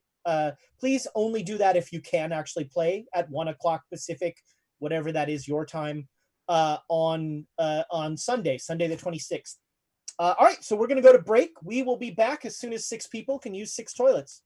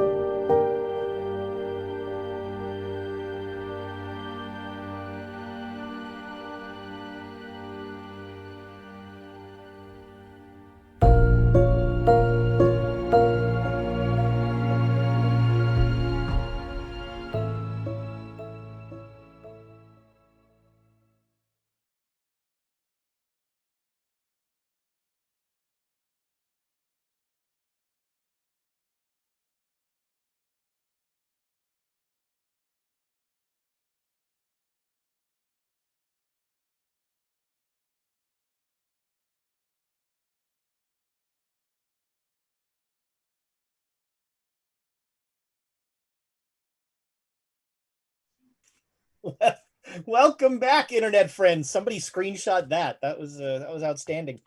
We're back. Congratulations to Damon Kitty, Diamond. I never know how to pronounce Damon. I guess Damon Kitty. You get to pick from one of the 3 T-shirts that Thomas hasn't worn that we have left. So, good luck with that. You get the wig too. I think he's going to need that wig for a little bit. Yeah. If he plans on going out in public, yes. No, so do me a favor and whisper to, whisper to the Quests and Chaos account and let them know that you heard that, and they'll get all your particulars, and we'll get you out a shirt that you probably only kind of want. They're lovely shirts. It's really about the flasks. If a flask was being given away, I'd be very jelly of those flasks, man. Those are precious. Those flasks. Oh yeah. Can you still get those on the store? I don't know. I think so. I'm sure. What? Yeah, I heard a yes. Yeah, great. Maybe next week I'll fund a giveaway of a flask. Just to there we go. Ooh.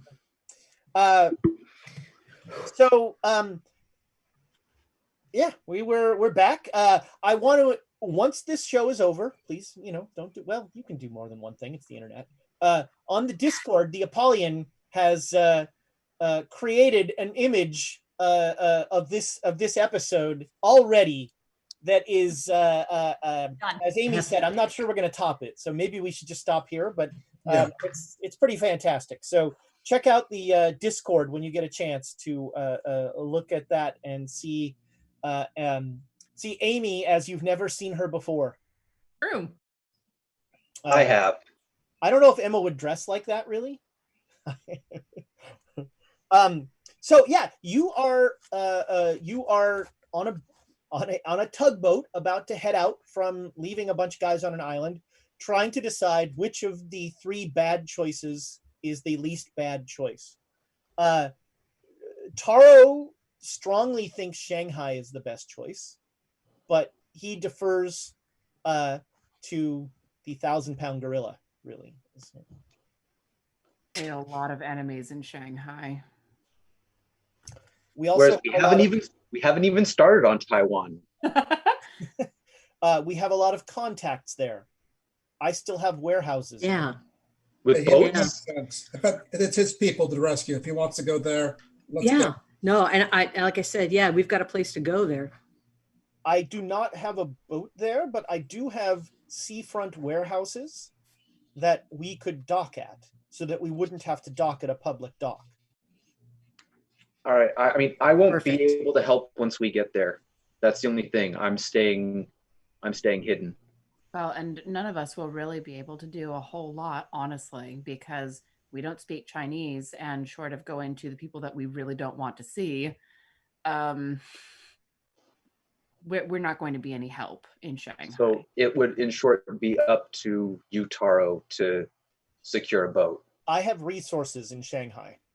And food. I'm very hungry. It's been almost 12 hours. Yes, that is among the resources that I have there. I used most of, we moved most of our things, but yes. Very well. If you don't mind, we will take our pilot and I will give him orders. All right, and we should be able to be there and back with something within 2 days? Yes, it should be. I mean, this boat is slower than a destroyer, but yes, it should be about a day, and then hopefully faster back.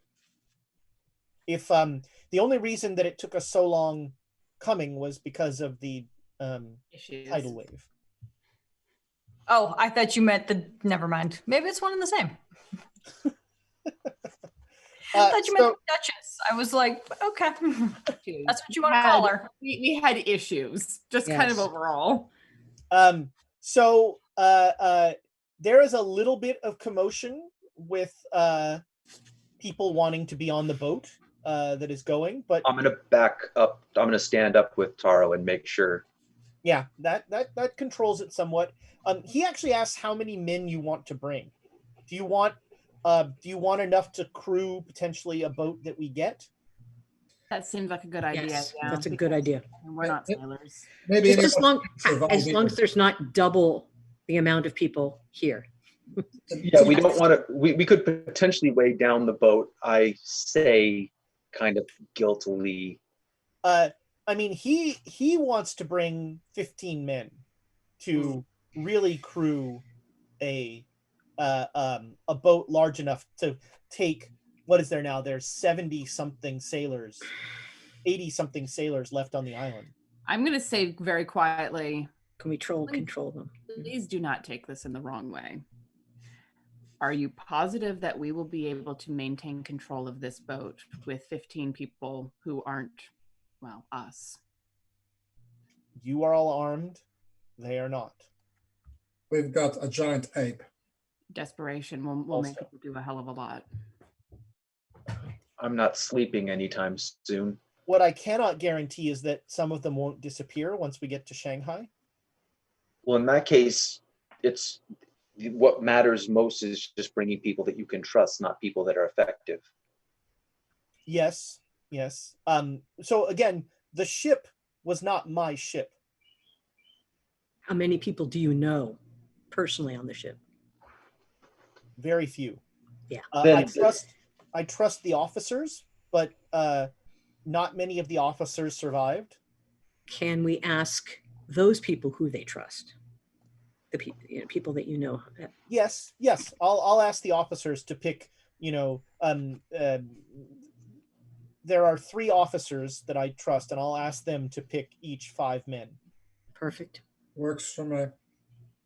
Their first pick is going to completely overlap, though. It's all going to be like Ted.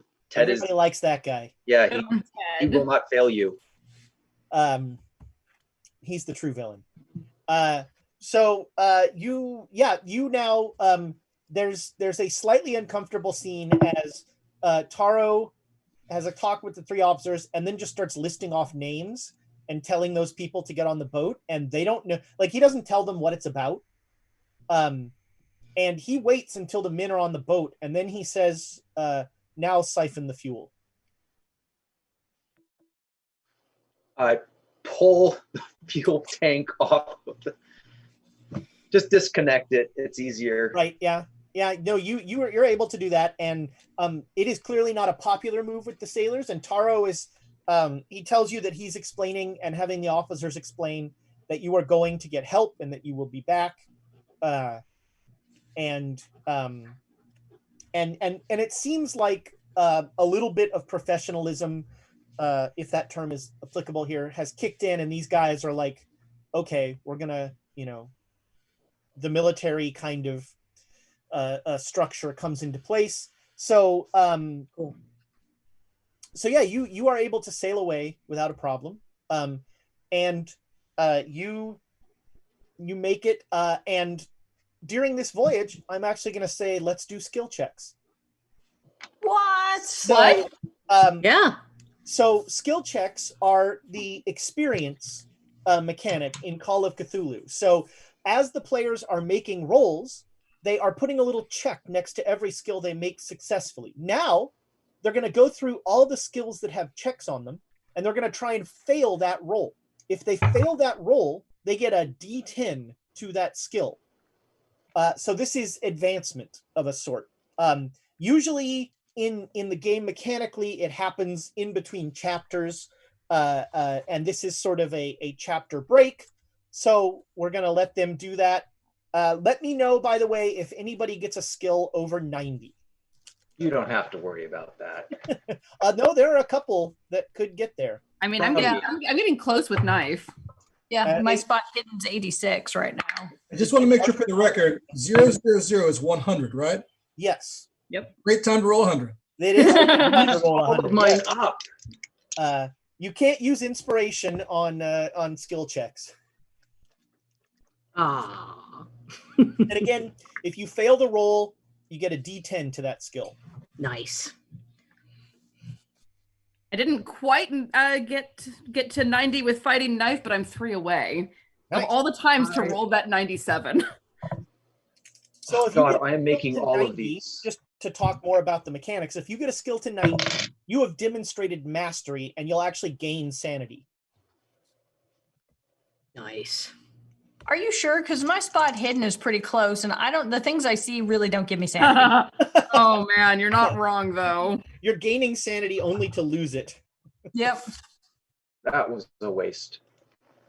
My first aid's at 55 now. Man, it's like you use that a lot. I don't know why we would. Funny how that works. Okay. I've really not done very many skills. I've not done well with my skills lately. I've had so many skills. It's so good to finally get to Yeah. That could be a good episode title. what I've done so many well skills. with my skills lately. Yikes. Okay. Got Once to back navigate. to Shanghai, I just want to have clothes made and eat food. Is that okay? Sounds good to me. We've got some Only other if- problems. Only if There's the food is brought to us or local. It's really bad for us to go out once we get to Shanghai. Yeah. Although Nick not does know a good tailor. Taylor. No, the tailor would talk. We can't trust that tailor. He did work for Madam Lin. That is true. Mm.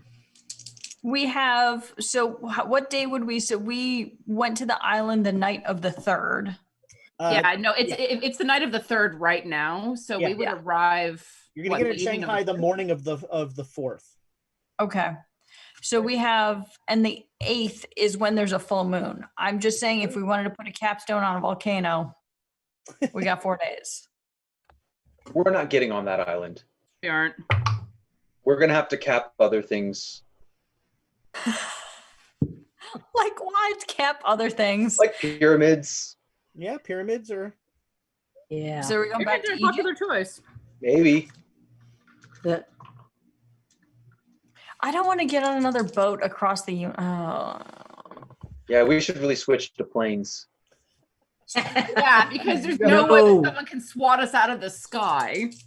Never happened to me before. I've heard stories that say otherwise. Yeah, Flint How says- are we going to get a gorilla on a plane? Ooh, that's a good question. At first, Somewhere Samuel L. Jackson is.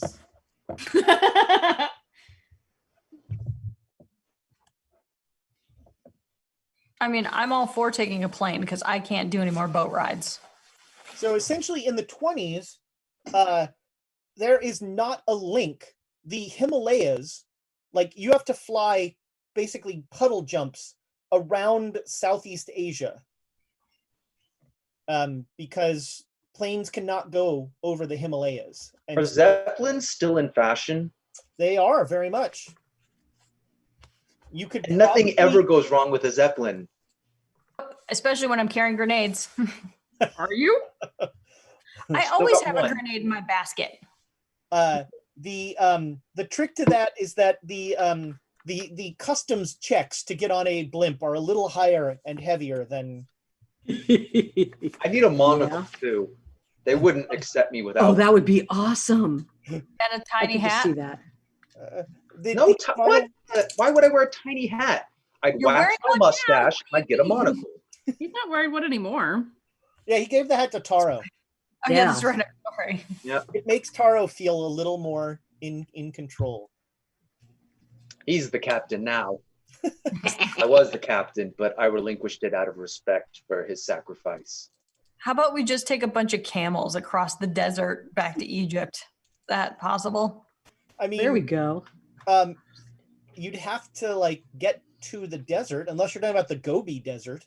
Yeah, that's what I'm talking about. China, the old A horse with Silk no Road. name. Oh boy. You're going the Silk Road. Is that what? Yep, the old Silk Road, as I'm calling it. The old Silk Road. L-E, Silk Road. So where will the party gather to have this conversation? Because we got to figure out what to do next. We're in a boat. We gather Yeah, in we're a in a boat. boat. We got time.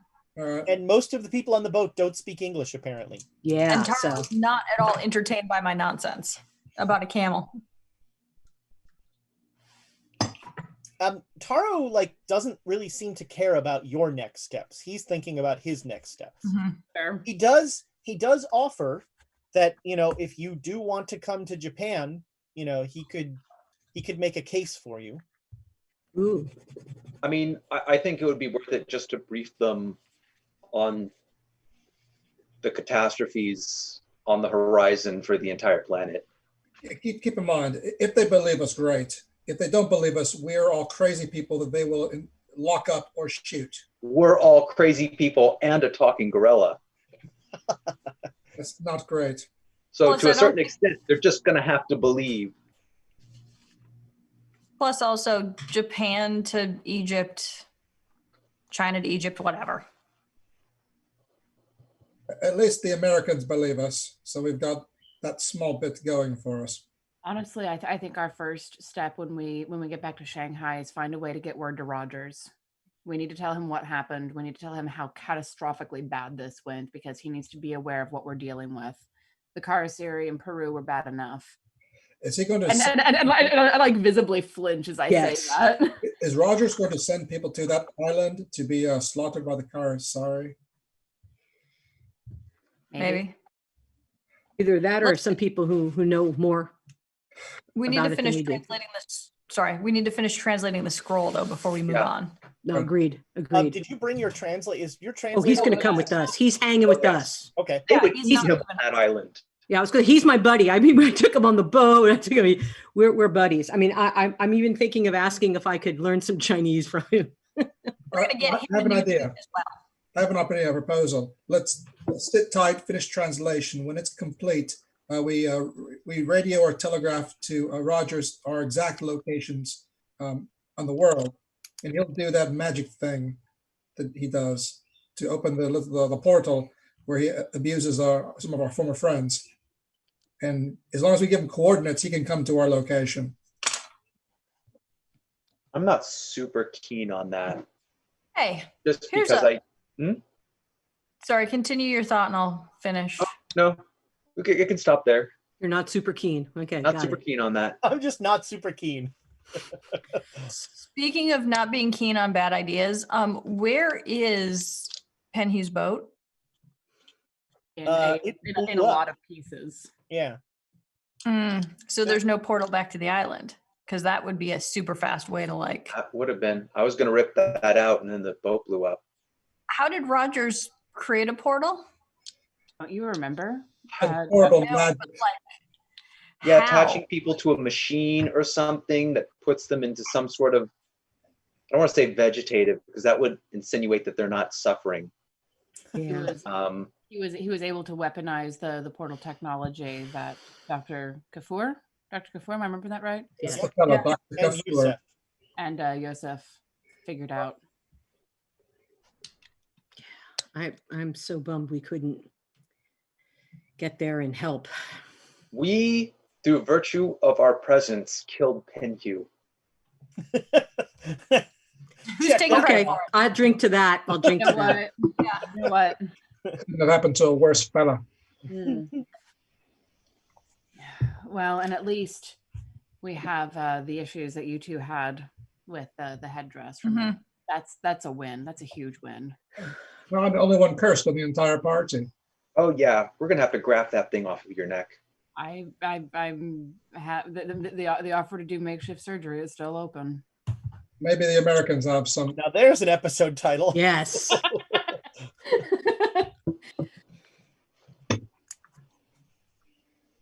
I mean, maybe the Americans have something. Maybe they have someone who's well trained enough in magical stuff to sever the link. Look, I'm not comfortable talking about all of this. I met an American military doctor on my way to London. Oh, good fellow, that guy. Yeah. You met Doyleson. That's right. No. I met someone. I did meet Doyleson. You met but we Doyleson. met someone else. Oh man, what was his name? What was that guy's name? Oh, The Kentucky fellow, right? Yeah. Mhm. Kentucky Fried bullshit. I think he's dead, actually. Oh, he's very dead. Yeah. I'm just saying that's how far I trust looking into the medicine that's being developed by them. If I could get a hold of Doyleson, I trust him to the end of the world. But Rogers can find Doyleson. He knows where it is. I'm sure he could, absolutely. But would he send him to us? And would we want to explain why? Because I don't much relish that conversation. He's part of Team B. I'm sure he knows a lot of information at this point. I don't know. Maybe we keep that option open because I would like to get that thing removed from your neck. You're not the only one.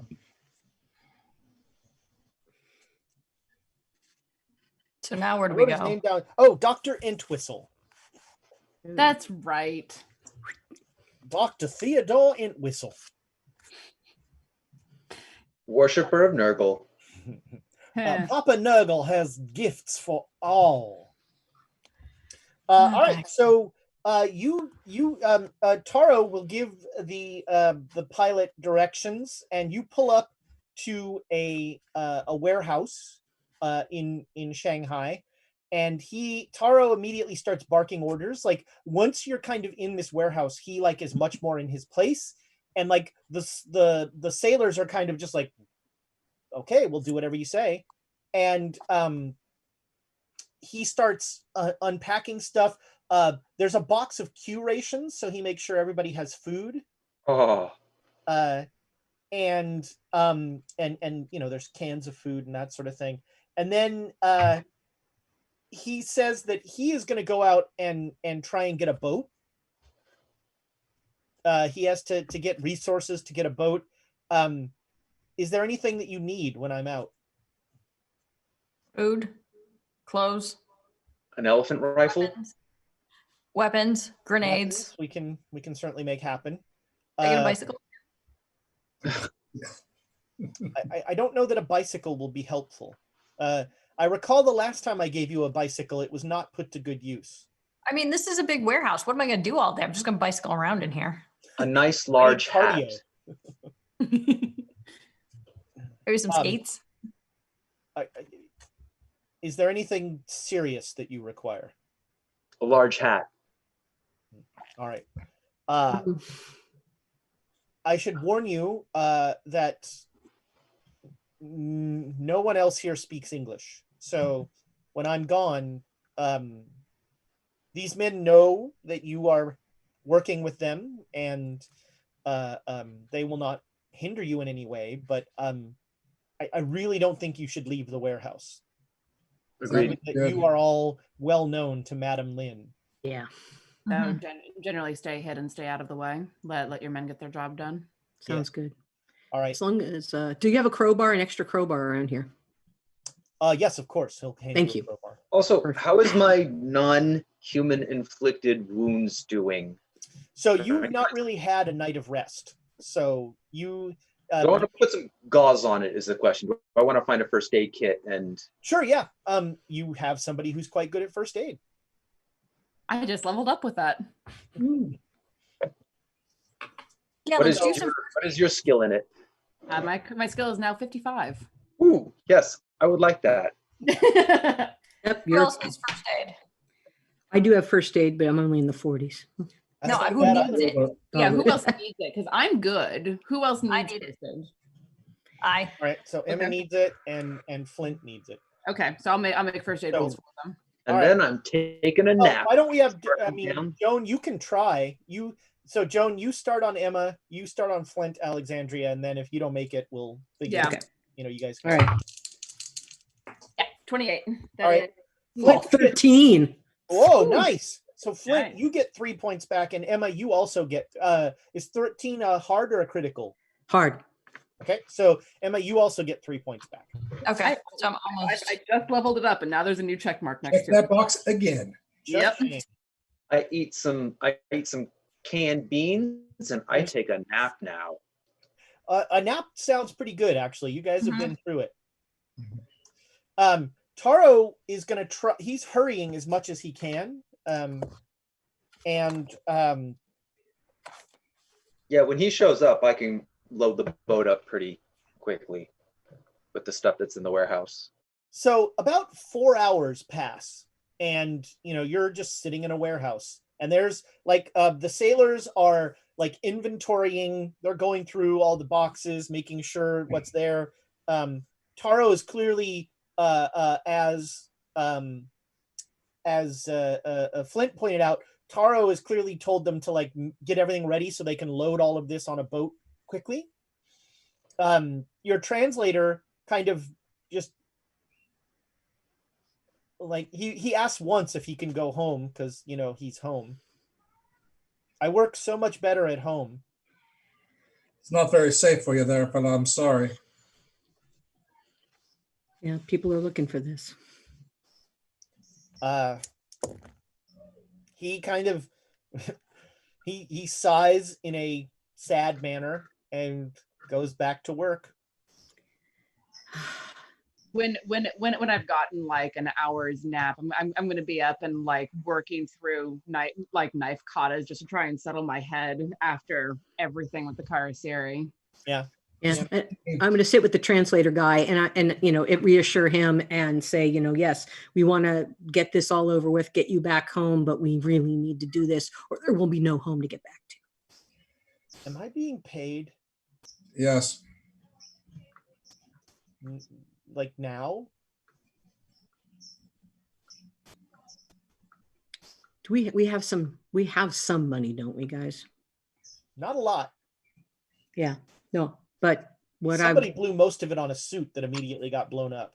Yeah, well, let's see. That was my own money. I made my own credit check for that.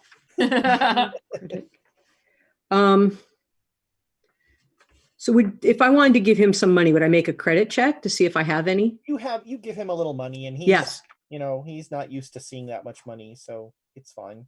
Okay, cool.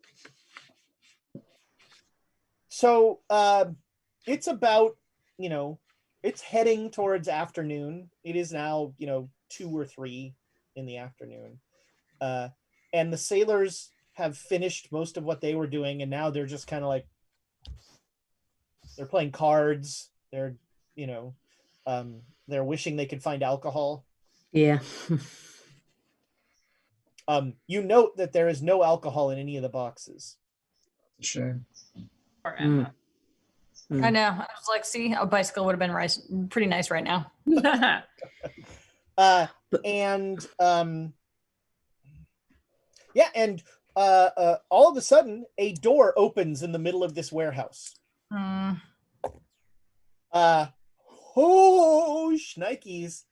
And there are like screams of panic from the sailors who just critically failed a sanity roll. Oh, crap. As this door magically appears there. And so there's kind of like all of you on one end of the warehouse, the door in the middle, and a bunch of sailors hiding behind crates, some of them with machetes. All right. I have that crowbar they gave me. Yeah, I was still working through katas, and I'm just like turn around and immediately like, all right. Is it loud enough to wake me up? The door doesn't make much noise. Oh, then I'm still asleep. Probably not. And the door opens, and you can towards you, and Rogers steps out.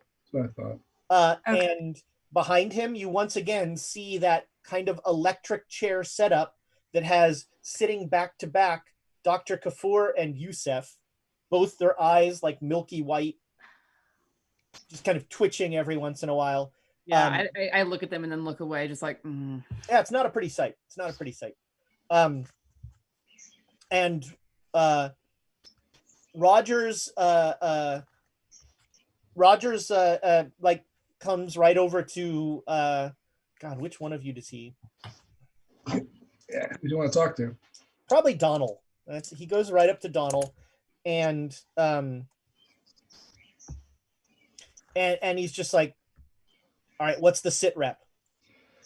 Well, Donald's finishing cleaning the guns up with all the sea salt and air and whatnot. So he puts his gun oil away and whatnot, and sits there and says, "Well, the assault on the island failed miserably. The ship we were in was attacked by some sort of magical force, destroyed the destroyer entirely.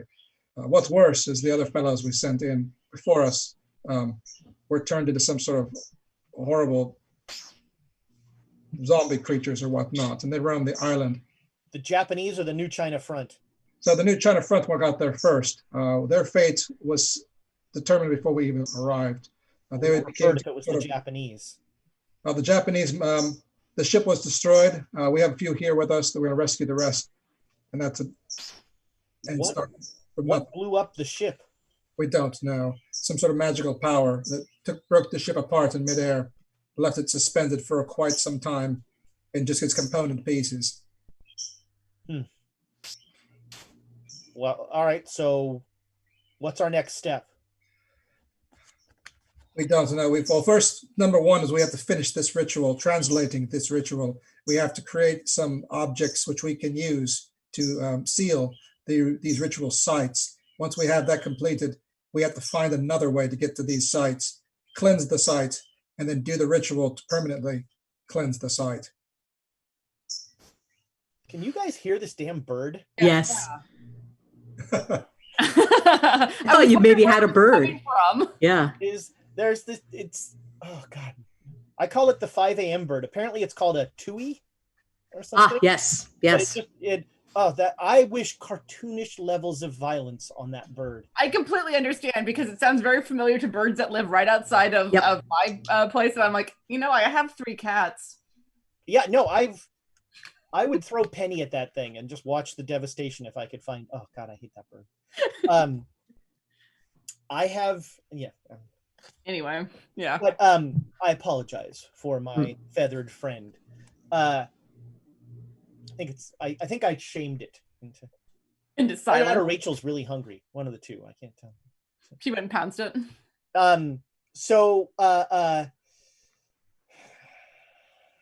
Look, I could take that translator and we can work on weaponizing that ritual. We can mass produce this thing. Well, we can finish the translation in a few days and give you a copy. And at that point, of course, your people can make multiple versions of it. But let the fellow finish his job first. He's been going through quite an ordeal already. He could finish his job with us. He's almost finished, I think. Joan. Yeah. How long do you think till that fellow can finish that translation? I haven't gotten a good idea of how long it's going to take him. But the thing is that if we promised him he'd get back to his family as soon as possible. So he's working as hard as he can to get that done. And so I'll whisper to the guys, saying, what do you think? What do you think? How long do you think it's going to take you? They want to take you away. And I want you to keep you. So they want to take me away? Shh. How long do you think you got left?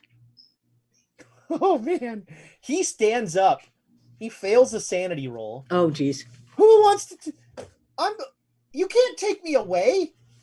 See? Told you, Rogers, you can't take him away. Let's just how long do you think it'll be a translator, fella? How many more days?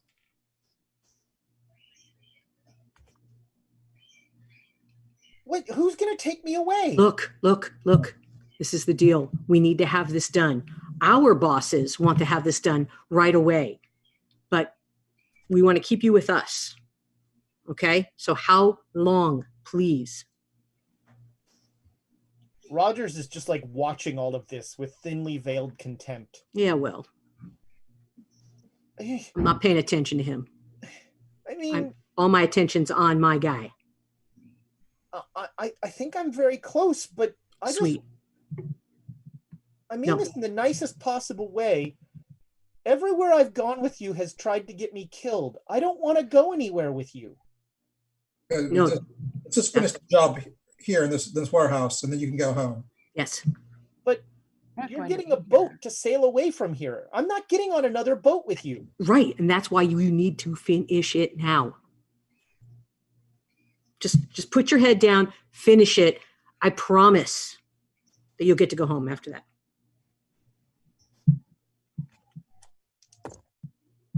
Would you like to make me a social skill roll of some sort, Jones? Let's see. Yes. Let's see. Offer me a roll.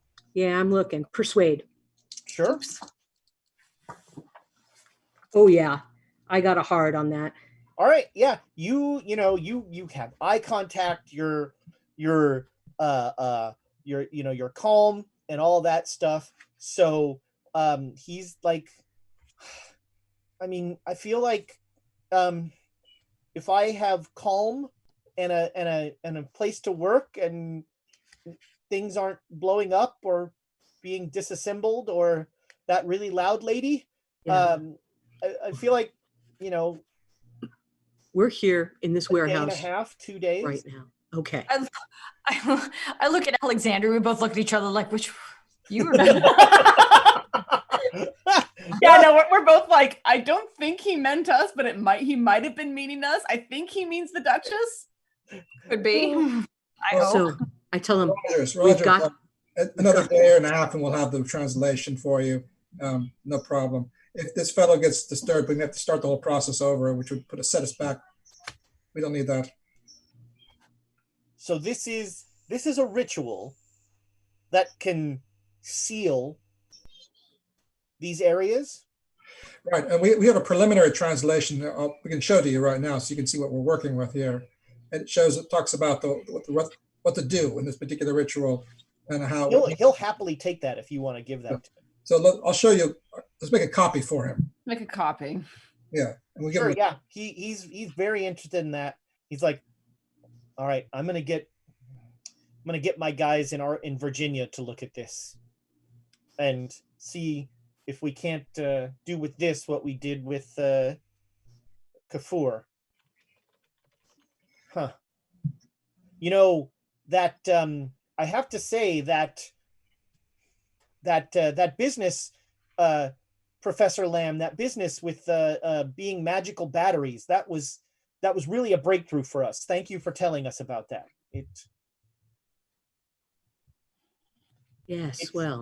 It's really helped our efforts.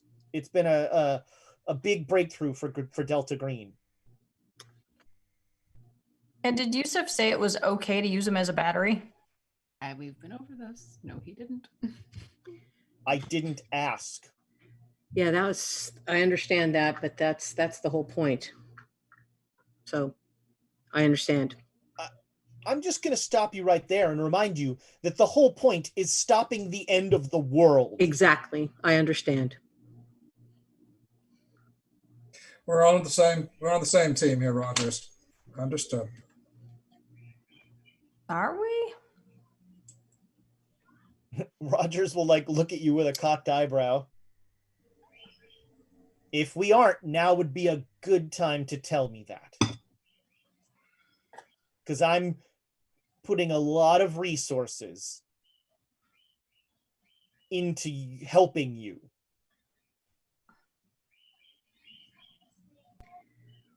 We're on the same team. We might not always do things exactly the same way, but we're on the same team. Our methods differ, but we have the same goal. I have a question. Do we have the means to cleanse that island before we return to it? Mm-hmm. What do you mean by cleanse? Firebomb or something bigger. I mean, I can see if I can get some support from the Air Force. We are, Delta Green is technically paramilitary. We're not, we don't really have the resources of the U.S. military. They have very politely helped us out from time to time. But I can ask. There is some good news. What's that? Penhue's dead. That's true. Oh, that fellow. Are you familiar with that Samson fellow?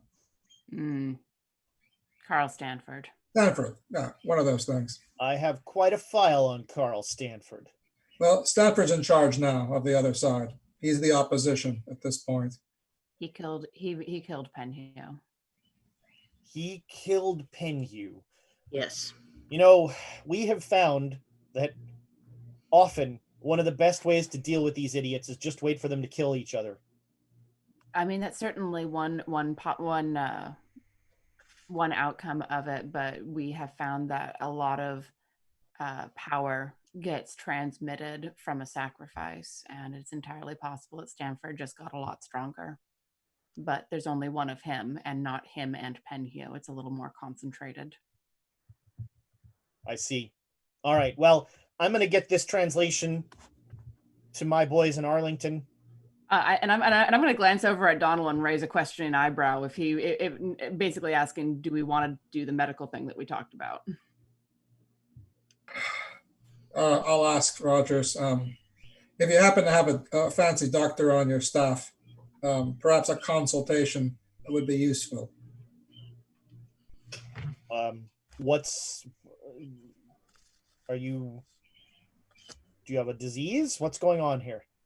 Well, I'd just like to have a medical professional look at something and see if it can be removed. I'm going to look at Donald, just like tilt my head and say, if you have a surgeon who is capable in and around the spinal cord, that would be very useful. Right, and someone who's cleared for this sort of information of what we're doing. I'm going to need a lot more than that if I'm going to be putting resources towards something like this. What do you need a consult for? What's wrong with your spine? I had something burned or attached or something onto my spine, but a foreign entity. I don't know what it does. By Stanford. He takes a step back from you. You've got Carl Stanford put some sort of parasite in you or something? We don't know what it is, but it's a mark. It's a mark of some sort. And what's it going to do? We don't know. And you want me to see if I can find someone who can cut it off of you? I like the option.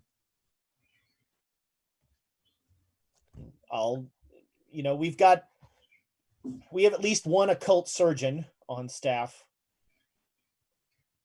I'll see what he thinks. Are you going to be at this warehouse for a little while? Probably. I believe we're leaving by this evening if we can. Maybe we should just stay. We don't need to go. Actually, that's a good point, Donald. Do we need to go? What use are we going to be out in the ocean we're just taking up seats on a boat. They need to rescue. Yeah, we should stay. That's true. Good call. Good call. Yes, I agree. So we'll be here. We'll be here. All right. Well, then I will. This translation is my first priority, but after that, I'll see about your consult. Do you people need anything else in the way of support? What, financial? What do you guys think? I need my accountant back. Where's your accountant? Gray Dragon Island. We've lost him. So you know how you're using poor Yosef as a battery? That's what Stanford's doing to Silvano. Stanford has one of our assets, and yes. Yep. And we can't get out of the island. How does he not know everything we're doing? I don't. I'm sure he knows a lot. Well, and Silvana wasn't around for a lot of what's going on now, so any information he has is outdated. God damn. Well, your friend is as good as dead anyway. If Penhue or Stanford have him.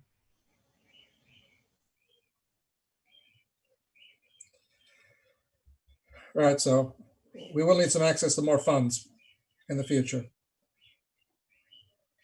What can you get us? We've got some slush fund that you can tap into. I'll just need a requisition form. I'm sure one of us can fill that out. Give us the form, we'll fill it out.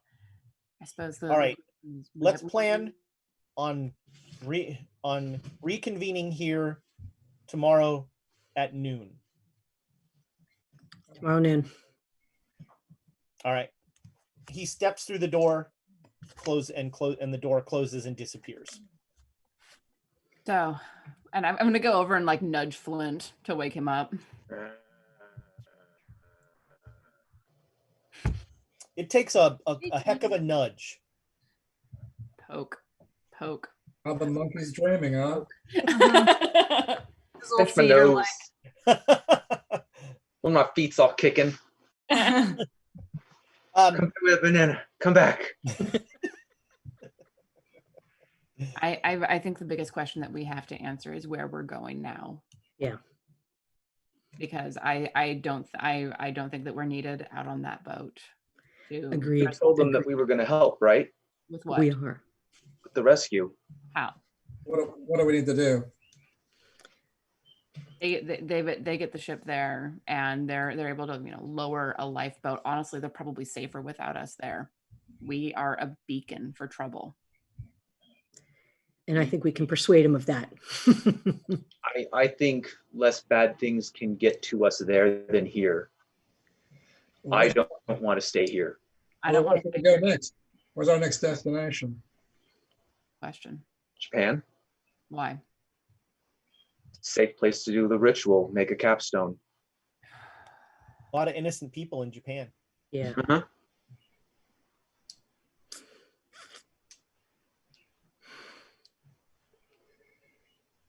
Just as a question, how many capstones do we need? How many sites do we have to close? 4?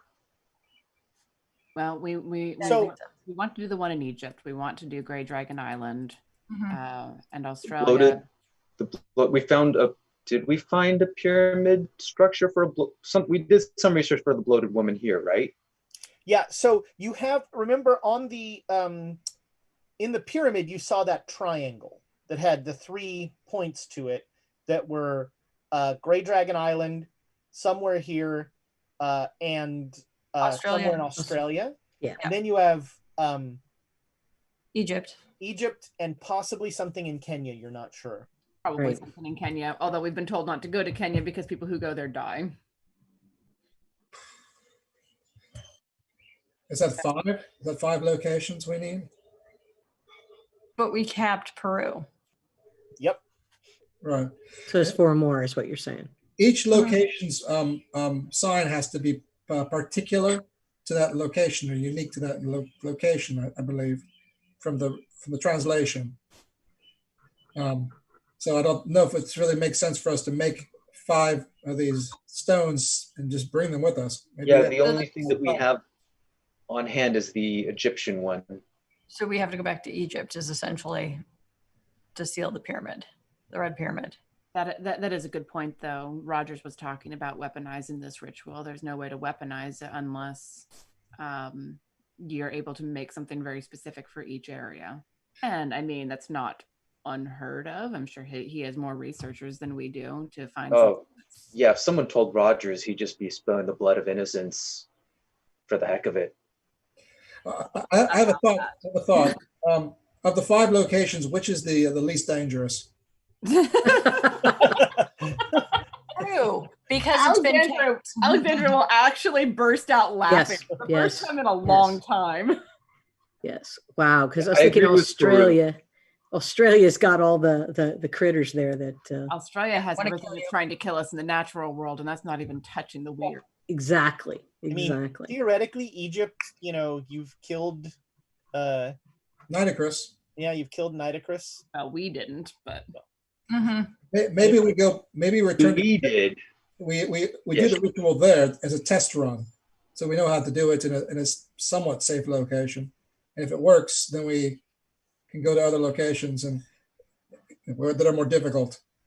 I'm just more comfortable getting transportation from Japan rather than from here. At some point, we're going to have to go out and we're going to have to move quick before Madame Len spots us and descends upon us. Well, theoretically, if we stay here, Rogers is going to be back and meeting us here at noon tomorrow. Right. That being the case, we can ask him to transport us directly to Egypt. No boat ride, none of that. No dealing with Madame Len. Never even leave the warehouse, really. If we do go to Japan, though, we do have the opportunity to make a case for more allies who might be able to go and scout out some of the other areas, potentially go to Australia and look at what the... Go and be more human sacrifices for us. Yeah. Oh, no, just look into what the capstone looks like, just to research it. We're going to draw attention. I'm going to draw attention anywhere I go. And, the Japanese military could try and, attack Grey Dragon Island again. Yeah. Oh, that went well. Taro might suggest against it, but... Oh, man. I don't know. I'm not good at persuading political people to follow us. I don't know if the rest of you feel like you make a good case. I think we would might make things worse. I think to some extent I am a good case. Like, if they want to know that there are unnatural things out there and that we should be concerned with them, I'm pretty good proof of that. Honestly, Rogers didn't see Flint, did he? He has seen Flint since he was a gorilla. Okay. All right. honestly, I think that as much as I dislike everything to do with Rogers, I think he's our best bet to do the research while putting people who have actually signed up for this into the job.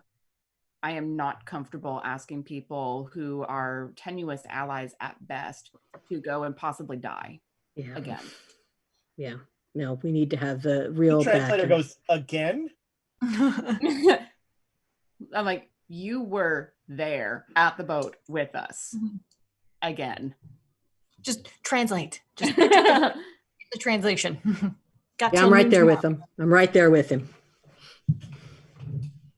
At this point, the sailors start to become active, and you can clearly hear a large ship docking outside the warehouse, and they start to get moving. We need to make some decisions, and we need to make them now. Well, I've made my case. I'm going to go help them load up the boat. Let me know what you all decide. Fair enough. We stay here with the translator and let him finish the translation, but protect him until he finishes it. No, I agreed. Yeah. I agree. I agree on that. We need to stay here with him. And then, but then what do we do next? Egypt.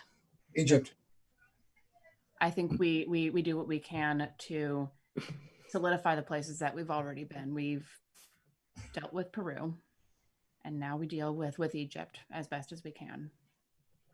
And we have the two pieces. Yeah, I was going to say that's the one we have the two pieces for. That one, we don't have to carve anything. We just put it back together. And I don't know, maybe someone here can teach us that method of fusing things together with gold that the Japanese know. You're not here, Flint. You're helping carry things. Go away. I could study it. The point being, I think that we close as many doors behind us as we can before we go trying to open new ones and dealing with whatever explodes on us on that side. Sounds good. Flint, you are outside. You go outside with them. Oh no! It is raining. But weirdly, the sky does not seem super dark or anything. And Taro will see you, and he'll say, "What do you make of that?" And in the sky is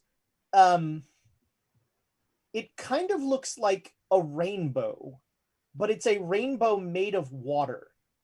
And it seems to go from somewhere in Shanghai as far as you can see towards Grey Dragon Island. That place in Shanghai, is that approximately where the bloated lady? Yes. It is indeed Ho Fang's compound. Okay. I will finish putting this down where it needs to go, and I will run back inside.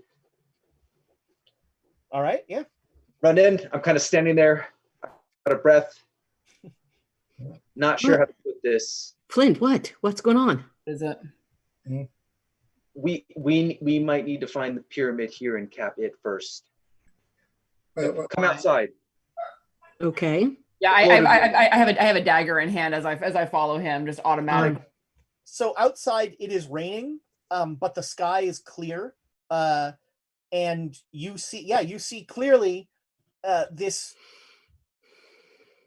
water rainbow. It's like a column of water or a cone of water that emanates, or one point of it is Ho Fang's compound, and the other point is out of your view, but it's definitely in the direction of Grey Dragon Island. Shoot, is she going there or something coming here? Do we know where her pyramid is? Flint, It's you were, probably, you know. maybe, but Flint, you were inside of that temple for longer than I was. Was there anything that might have that kind of a housing to it? Maybe that temple is at the compound. That was where we woke her. It seems reasonable. There's a fountain. Maybe Stanford travels on a cone of water. That would be funny, but please no. That's completely what Emma thinks. Emma thinks like Stanford just shoots through a cone of water. It's just how he travels now. Do we think the bloated woman was... We did research on that, but I don't remember that because I think that was mostly Silvano. So there were pyramids that were found. You found like a super old temple in Japan, in Shanghai. Sorry. Yeah.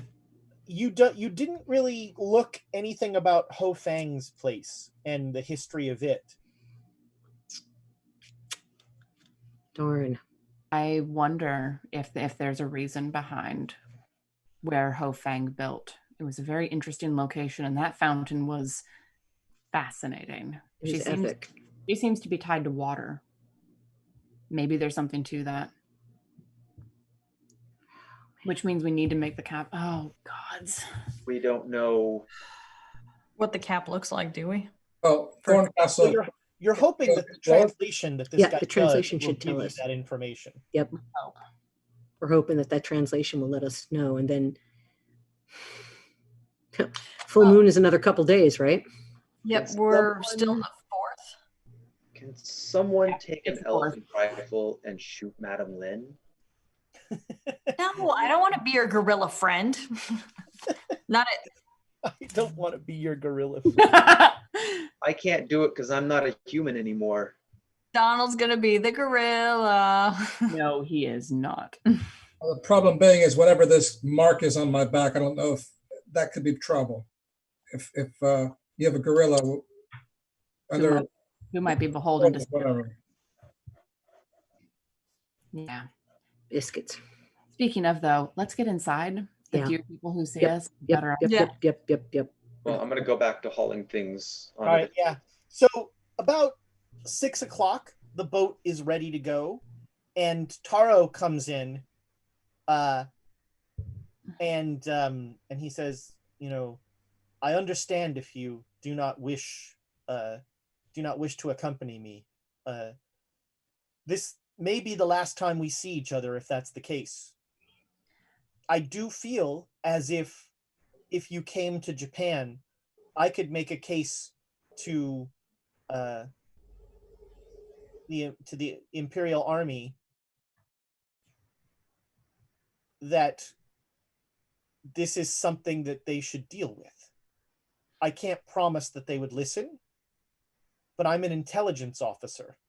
And if we could frame it in terms of its potential impact on our actions in China, I think you could make a persuasive case. Split the party. No.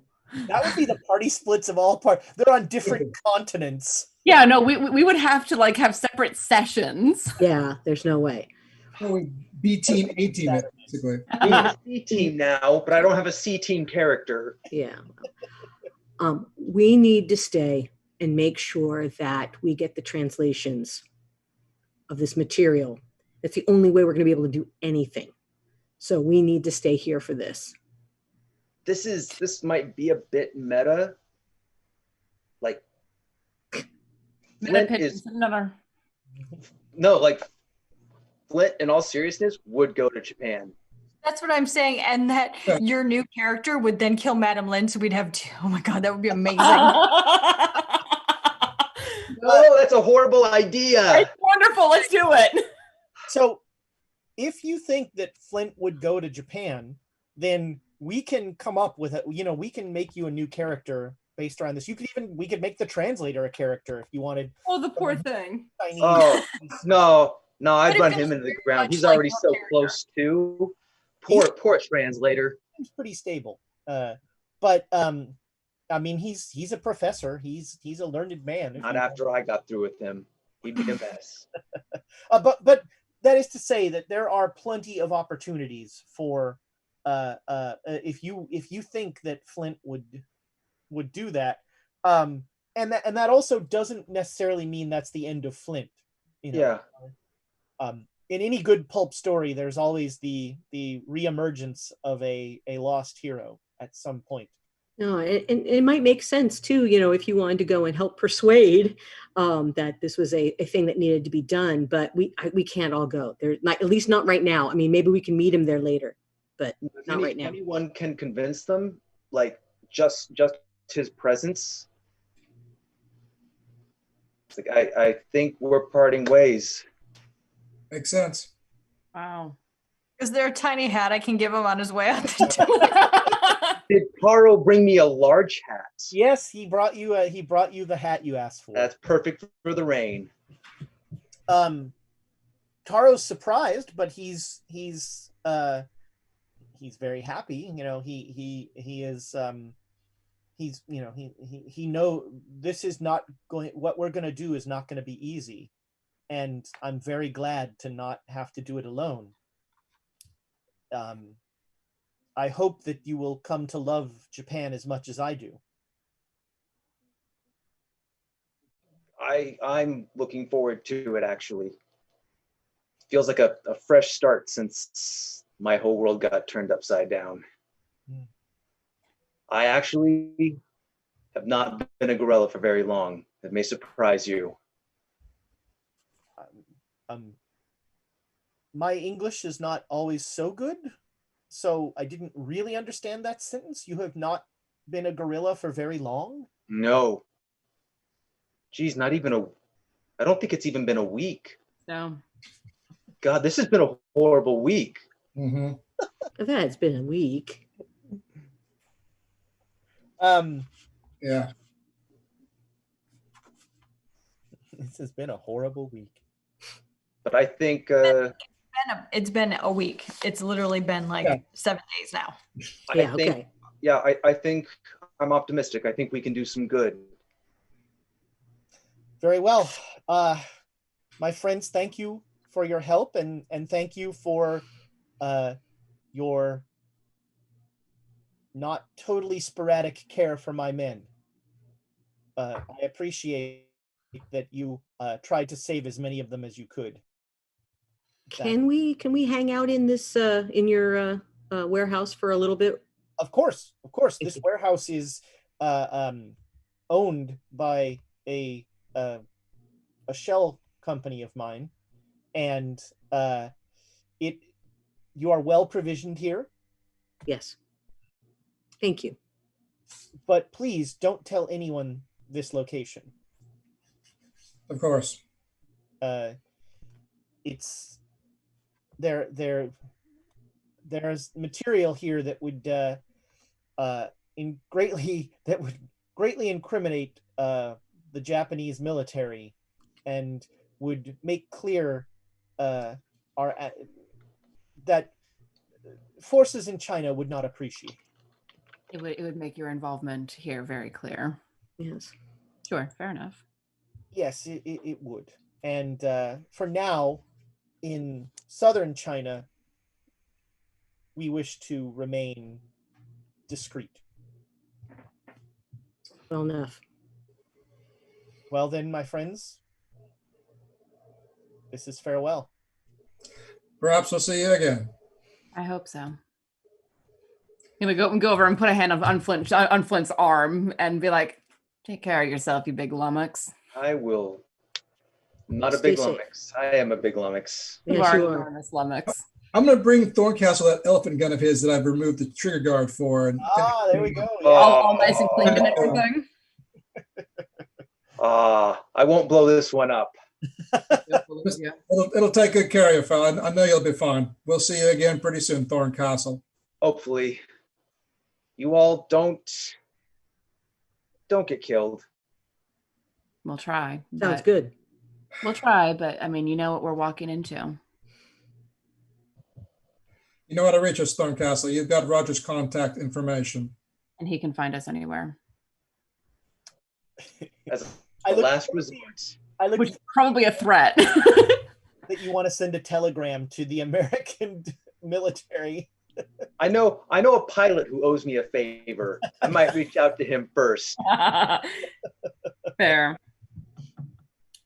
All right. So yeah, at this point, Flint and Taro and the 15 crewmen will get on. I wasn't gonna cry. I know.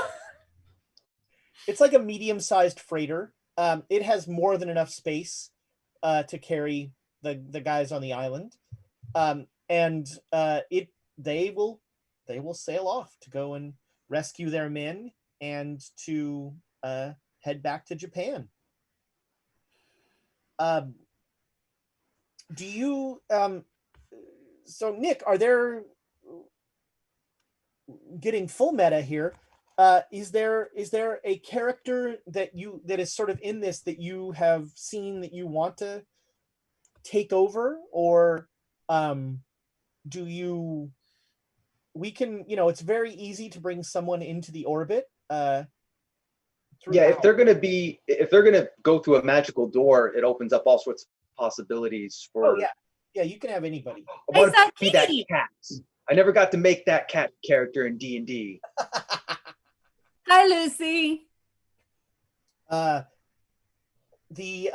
So you can think about that, and we can deal with that before next Saturday, and we can introduce the new character then.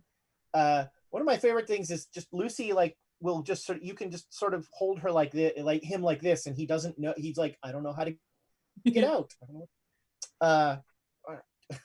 Someone in the chat suggested you play Crowley. Nope. No. He does do a lot of cocaine. Not just no, but hell no. He knows things. Yeah, he knows things. Someone who's in Crowley's orbit, maybe.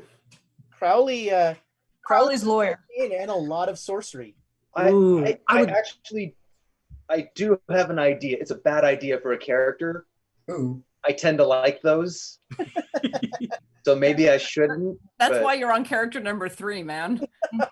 Yeah. Oh, it's an awful idea for a character. I'm gonna shoot it by Ezra later, right. and he can tell me how bad he thinks it is. You know what? You're too widgety right now. See. On your way, sir. On your way.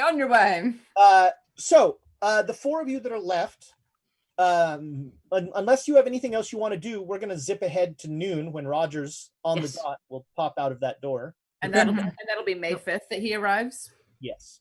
No, I just wanted to see where did we get before the night when we go to sleep. I mean, I imagine that he's going to have to sleep a little bit. Oh yes, he will sleep. So he's feels like he's gotten through most of the pages about the ritual. Yeah. He's now just sort of trying to get to the end to make sure that nothing else comes up that sort of that creates context that will change things. He's heartened that you didn't make him get on the boat again. Yep. That did a great deal for his sanity. Good. So at noon, Rogers will come out and I don't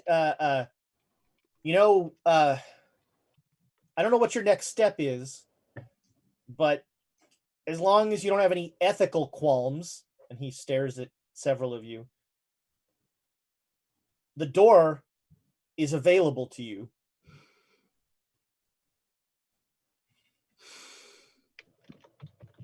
Well, I think we're going back to Egypt, unless there's any other ideas, fellas.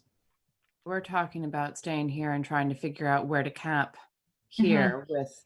Have we peeked outside and seen if that rainbow is still there? It's still there. Yeah, I'm actually going to Is there any way we can show him? I'm gonna pull. You could Yeah. Oh yeah, let's show him. I'll pull Rogers over to the door and say, that's as of yesterday. God damn. Yeah. What is that? We think it has to do with the bloated lady aspect of the one whose name I won't say. And where's the other end? Grey Dragon Island. We believe. Well, that's not good. So we are thinking that we're going to have to remain here and try to get the cap onto wherever we can find to cap this off, which is, it's going to take us some research to figure out where that is. Well, I've got a couple guys working on that ritual that you came up with. We've got some ideas in terms of synthetic blood. Ooh, What- nice. Well, we don't know. That would be very innocent. If you make blood, that's very innocent. Our first step was, we're going to try it with animal blood. Yeah, but can animals be truly innocent since they don't have the capacity for evil? I'm not a theologian. I don't know. I don't care. I just want it to work. There's plenty of philosophy that's built into magic stuff. So you may or may not be a theologian or a philosopher, but it's something that your people will have to think about. We're also thinking about just raiding blood banks. That might work as well. Hard to tell what's innocent at that point, though. Well, they give the blood up voluntarily. Good people. So we're working on that part of it. We're also, if we had one of these, we've got a slight description of this Eye of Light of Darkness, but if we had like a full description, we could just start mass producing them. Well, but according to what was on that paper, they can't all be the same. Right. You can't mass produce. It has to be specific to where it's going. Well, maybe your it has to be- translation will give more. Maybe. It has to be more craftsmanship than factory. But that's the main thing we're working on right now. Is this ritual has taken top priority. If this can seal stuff off, if we can make this happen. So what do we do about that? Well, once we get this translated, and we're going to need to do a little bit more on that, then we're going to be able to do the, we need to do a little bit more research on how to cap and what to cap. We have some theories, but I do believe with my friends here that, yeah, we're going to have to fix this before it gets away from us. So we need to do research on any sites in Shanghai that are connected to the bloated lady in the same way that the red pyramid is the bent pyramid, excuse me, is connected to the Black Pharaoh. I see. Something that is a high holy site for her. All right. Do you want my men to? You want me to have some men look into that? That would be awesome. If you could give us a boost up on that, that would be very, very, very helpful. So, because we're not exactly welcome here anymore. So going to the library and such like that would not be a good thing. We've also lost Thorncastle. How do you lose a gorilla? No, he is helping rescue the soldiers. Well, he's going to Japan. You let a Delta Green agent be put into the hands of the Imperial Japanese? They are working with the information that Taro has gathered, who is an information officer.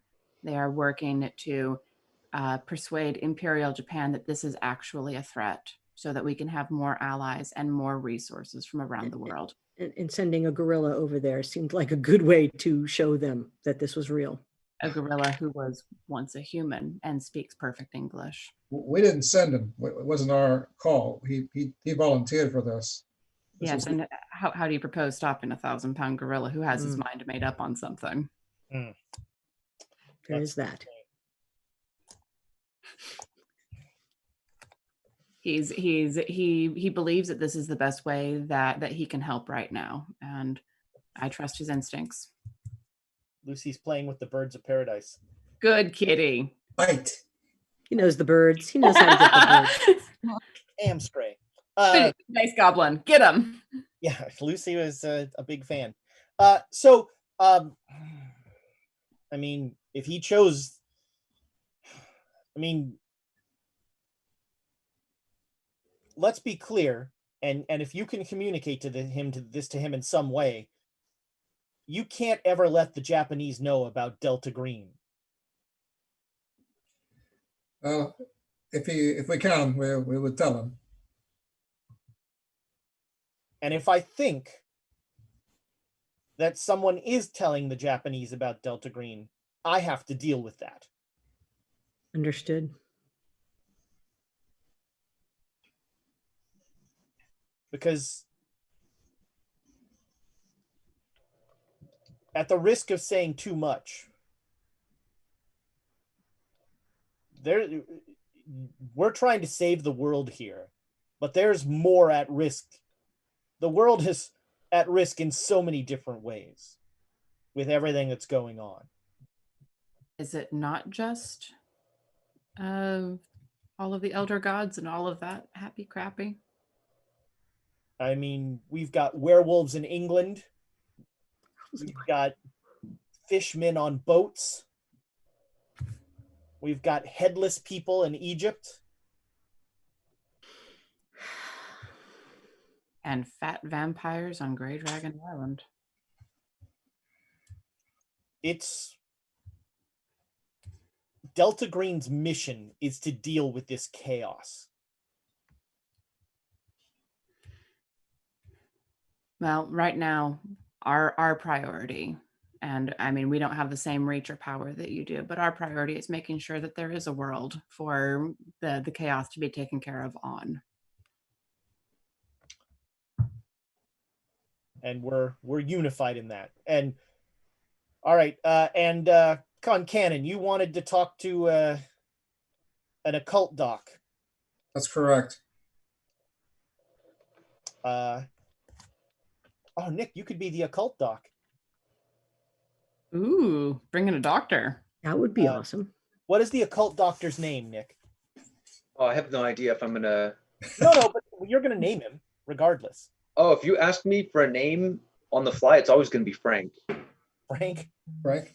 What's his last name? Dr. Frank. Dr. Frank. Frank Franklin. Oh, Frank Sinatra. Frank Sinatra. I mean, Steiner. No, His name is hold on, Frank Steiner. I think I've actually got something open with Frank Cilantro. appropriate names. I'm looking at the. Oh, where'd it go? I just had a page open. Oh, hold on. Most popular names. Frank Hollister. Hollister. All right. This is Dr. Hollister. And if you don't mind, he'd like to take you back to DC and take a look at you. All right, and I'll be able to return after this? Unless there's something I don't know. I'll do it. Anything before I enter the door, anything we should discuss, fellas? We're going to be here. We'll be here when you get back. Take care of that. Take care of yourself. Careful. All right. Well, I've left before, and I came back, so You'll be back. I'll be back again. All right. So you and Dr. Hollister go through. We're going to deal with that off camera as we dealt with the curse business. So the three of you, the ladies of the Great Dane Society, are you're in this warehouse with this one poor translator guy. Are you? Rogers will actually after Hollister and Donald leave. Rogers asks if you need anything else, or if there's anything else. Grenades, guns, clothes, food. What was I telling you before? You're a warehouse full of that stuff. Did They didn't Did clean Tor the do warehouse all that? out. There's still Okay. there's still supplies here. Yeah. Okay. Well, then Okay, I so- need a bicycle. Bicycle? How am I going to get around? All right, we can make that happen. So what are you going to do in Shanghai? Research, I think, mostly. Well, you're going to help us with some of that, Yeah, right? We've got the research. Yeah, we've got some research for you. I'm going to work with the translator, make sure that we have that information, and then I'm going to keep studying it, and that's what I'm going to do. Well, as soon as you have that translation, make sure that we get a copy. Well, and if copy. if the translation tells us what sort of symbol to use for the bloated lady, honestly, all of their capping, we'll start getting those made, or pass it off to you to have those made, as the case may be. Yep. All right. Well, what are you eating, Dingleberry? Okay, you got to write that down as one of the things that we have heard tonight. That's a great quote. If you need anything else, just whistle. I would not hear that. No, send a telegram. Send a telegram. All right. All right. Thank so you, sir. We'll go back through the door, and it is now evening in Shanghai. Okay, so now that Rogers is gone, we got to go see what's up at the Ho Fang place. You're not wrong. You can breathe in water. Well, my issue is more that Flint told us that something was trying to drag people into that temple, and I don't know about you guys, but I'm not strong enough to fight that. I'm not, but totally not. What does it take? Does it take con? Strength. Oh, strength now. Yeah. I've Like got the lots only of one who could physically resist it was Flint, who was a gorilla. So unless one of us wants to go and kill Madame Lynn and become a gorilla, which no thank you. Nope, not it. Well, what else can we do? We are going to have to, we're probably going to have to go in there and get the cap, and I can do the ritual to make it so that you can go in water. Well, I suppose the question really is, do we think that it's worth the danger of going in there when we're not sure if that's the spot? I mean, every time someone's gone in there, it's gone badly. I wasn't going to go in. I was just going to go around. We'll go to the wall and see if the rainbow actually lands in their yard. Sure. I can't leave the translator here by himself. I mean, we still have these binoculars. Okay, what are you proposing then, Joan? Well, I'm going to stay here and make sure that this gets done, and then make a copy so we can give it out to our friend here. So I guess Emma and I go? Leave me in my crowbar. There's no way this can go wrong. Nope. So what kind of disguise clothes are in the warehouse that I can put on? There's a number of Japanese military uniforms. No. You find like trench coats and hats. Yeah, something to like pull it over. Yeah, you'll find trench coats and hats. So are you going to just take a cab to Ho Fang's place? Why do you think I wanted the bicycle, people? How far away are we from Ho Fang's place at this point? Pretty good walk. It would be miles. I think we walk about a mile away and then get a cab. Oh, gods above, we don't speak Chinese.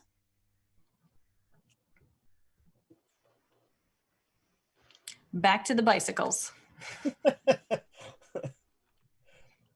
As she says that, the door opens and like one bicycle rolls out of the door and then the door closes.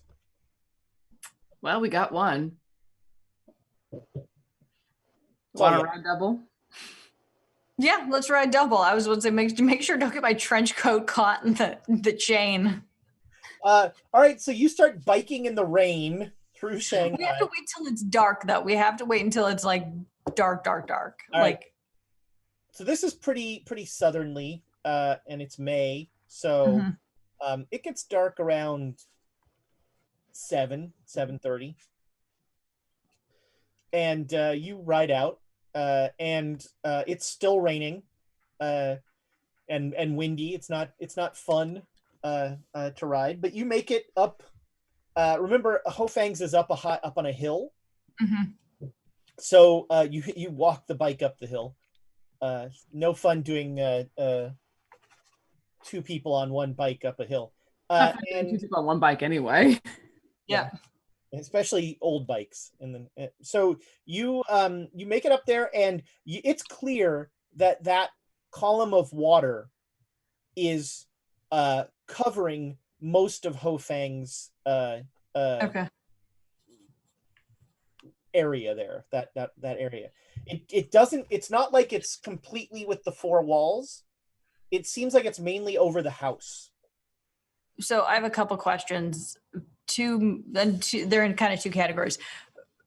Is there anybody that we've passed, and how are they reacting to what's happening? Oh yeah, people do not enjoy this. They're, everyone is looking up at it and making superstitious symbols and things like that. And then what does it seem like? Like, if I had to describe it in great detail or sketch it out, does it look like it's a cylinder and the inside is like a transportation tube? Is it like a tornado of, what is, like, how would you describe? Tornado of water, basically. Okay. It's like a tornado on that is not, the usual tornado is sort of a triangle that we think of, but it's not like that. This is a solid cylinder, but inside the water is just roiling. Okay. And it's just water, so you don't see anything else in there. Okay, nothing's floating around, nothing's no. Okay. But and now that you're close enough, that cylinder is quite large. It is, the size of Hofang's mansion, basically. Oh wow.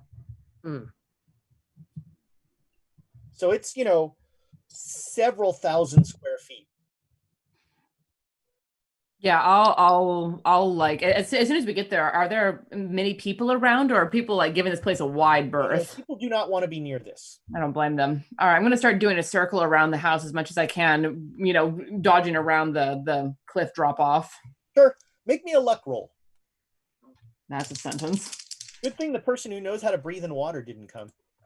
Yeah. 40. Made it. All right. Yeah. No problem. You don't see anybody as you're going around. You do go around, and it is totally silent. Like, there's no running water noise or anything like that. It is just you'd need to climb over the wall to really get a sense of it, but it does seem like this is pretty much the exact size of the mansion and the pool and that sort of thing. All right, so I'm gonna finish the circle and come back around to Emma and make that report and just be like, I wonder. And you want to throw a rock into it? Yes. First off, yes, obviously. Mm-hmm. Second off, I wonder if this was her burial place, like the bent pyramid was for the Black Pharaoh. If there was something here that got buried and sealed away. Or, wherever that is for her is what we need to find. And this feels like that did. I still think this is a tube of transportation. You might not be wrong. And I'll actually bend down and pick up a rock and get close enough to the walls to see if I can huck it over. All right. So you wing a rock at the column, and when you throw the rock, it goes into the roiling water, and sort of there's like that ripple in the pond kind of thing. But the ripple kind of keeps turning in on itself, and so there's this constant quivering, and the column actually starts to oscillate almost. Oh, interesting. Are you guys doing anything? So did it seem like the rock didn't pass through? The rock is just in there somewhere? The rock seems like it is in there. Yeah. Okay. So about that, the tube of water is now oscillating, and you can see it oscillating all as far as it goes. Like, how much do we want to piss off what's in there? What are we going to send down it? I'm just saying big water slide to Grey Dragon Island. That's what I'm thinking. It doesn't look like it's going anywhere, though. The rock is still in the same spot where it landed, just wibbling. I also don't want this thing to expand. Like if we shoot something into it, like, and it starts to sway back and forth and envelop more of the city. Sure. Does it seem like it's still pretty well anchored in Ho-Fang's compound? Yeah, the base of it is stable. The oscillation starts above it. So is it more like a slinky? That's a great, yeah, that's a great. Okay. I mean, that's a fair point. I honestly don't think that, say, a grenade would be enough to blast this apart. Mm-mm. Although I'd love to see it try. One way to find out. I was going to say, I brought one. Of course you did. Am I going to enable an Emma idea? I don't know. I don't know anything about physics, but I think like that would be bad. Probably. If me. The next episode, I don't know anything about physics. Perfect. Yeah, I'm not very strong, and it's wibbling like that from a rock that I threw at it. I feel like anything stronger might turn into a whip that lashes across the sky. I don't know. I don't even know enough to guess. It seems like the oscillation is slowly increasing. It's getting bigger? Yes. Ooh. I'm like, where's the bike? Let's get out of here before we... So there's almost a jump rope effect happening where it's like starting to like whip like this, and it's looking like it's larger than it is because of the like jump rope effect. Is it taking anything? Is there anything in the air that's taking it with it? Like, is it picking up tree leaves and things? No, there's no suction or anything like that. Okay. Am I bad that I want to throw another rock at it? Yeah, because what happens if it starts to whip around and like somehow dislodges us up? Like we get, like, I don't want to play jump rope with a whirlpool tornado of water. No, it's a terrible idea. I've been hanging around you too long. At that point, you start to hear like rumbling from Ho-Fang's mansion, just like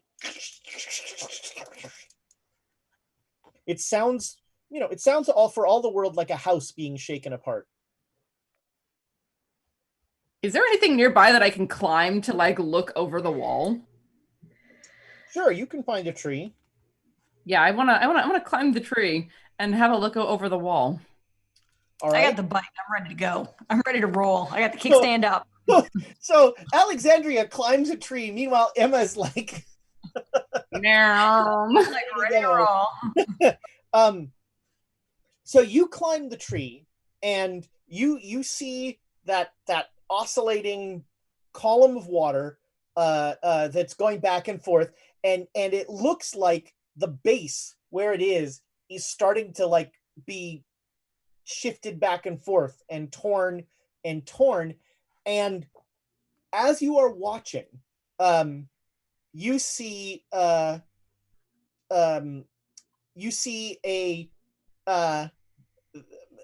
familiar little girl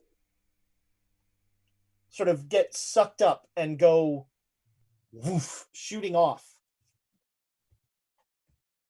And then there's a final like rending crack, and the house just kind of ceases to be. And all of a sudden, the column of water becomes the bloated woman. And you essentially see the bloated woman following that rainbow towards Grey Dragon Island. Just like, and not even quickly, just slowly being like, almost like a Zeppelin, just sort of traveling across. and all that's left of Ho Fang's mansion is just a ruin of the foundation of the place. But but to be clear, the building itself didn't get taken. Like, the building is destroyed. It's just like utterly razed. And I think that's where we're going to end it tonight. Oof. So that's going to do it for Quests in Cthulhu. Thanks again for joining us. We really appreciate it. You can find all of our back, if you just started watching, you can find all of our back episodes on YouTube. We have a playlist. We also play Dungeons and Dragons, begrudgingly sometimes, on Mondays and Tuesdays. This Monday, we have Dungeons and Dragons and Rick and Morty. Tuesday, we have a much better night. Tom is going to be running Cthulhu in Space, finishing up the traditional Quest and Chaos one-shot that becomes a several shot. And yeah, we really had fun. Let's see, tonight's quotes for the title. We have FYI, I will give up very easily. I've not done well with my skills lately. We're all crazy people and a talking gorilla. Speaking of not super keen on bad ideas, we are a beacon for trouble, which I think is a great title. I don't want to be your gorilla friend. I like that one. Oh, God, this has been a horrible week. Am I going to enable an Emma idea? And I don't want to play jump rope with a whirlpool. There are some good choices there. I think we're all crazy people and a talking gorilla is my current favorite. because it excludes the gorilla as being one of the crazy people. That's why I like it. Normalest of us. Well, and now he's gone. Now that's a show title right there. The normalest of us. YouTube, if you have thoughts on the title, let us know in the comments. Eating dingleberry is the question. Oh, right, yeah. No, You forgot that one. that is saved for kittens. That is saved for kittens. I spend an amazing amount of time just looking at Lucy, and who's done something stupid, and asking, "What's your plan? What are you gonna do now?" No, that's just animals. What's in your house now? It's going to shock you to learn Lucy does not have a plan. Ever. There's no plan. So we will see you next Saturday. I hope you'll join Aaron on Monday for the Rick and Morty, and Tom on Tuesday. I will be again running a one shot, not on stream or anything like that. This is just going to be a test game on Sunday, next Sunday. So if you want to play on that, jump in Discord and let me know. And jump in Discord anyway. Take a look at Apollyon's awesome Emma graphic. Who knows what's in there now? And yeah, we'll see you next time. Goodbye, internet friends.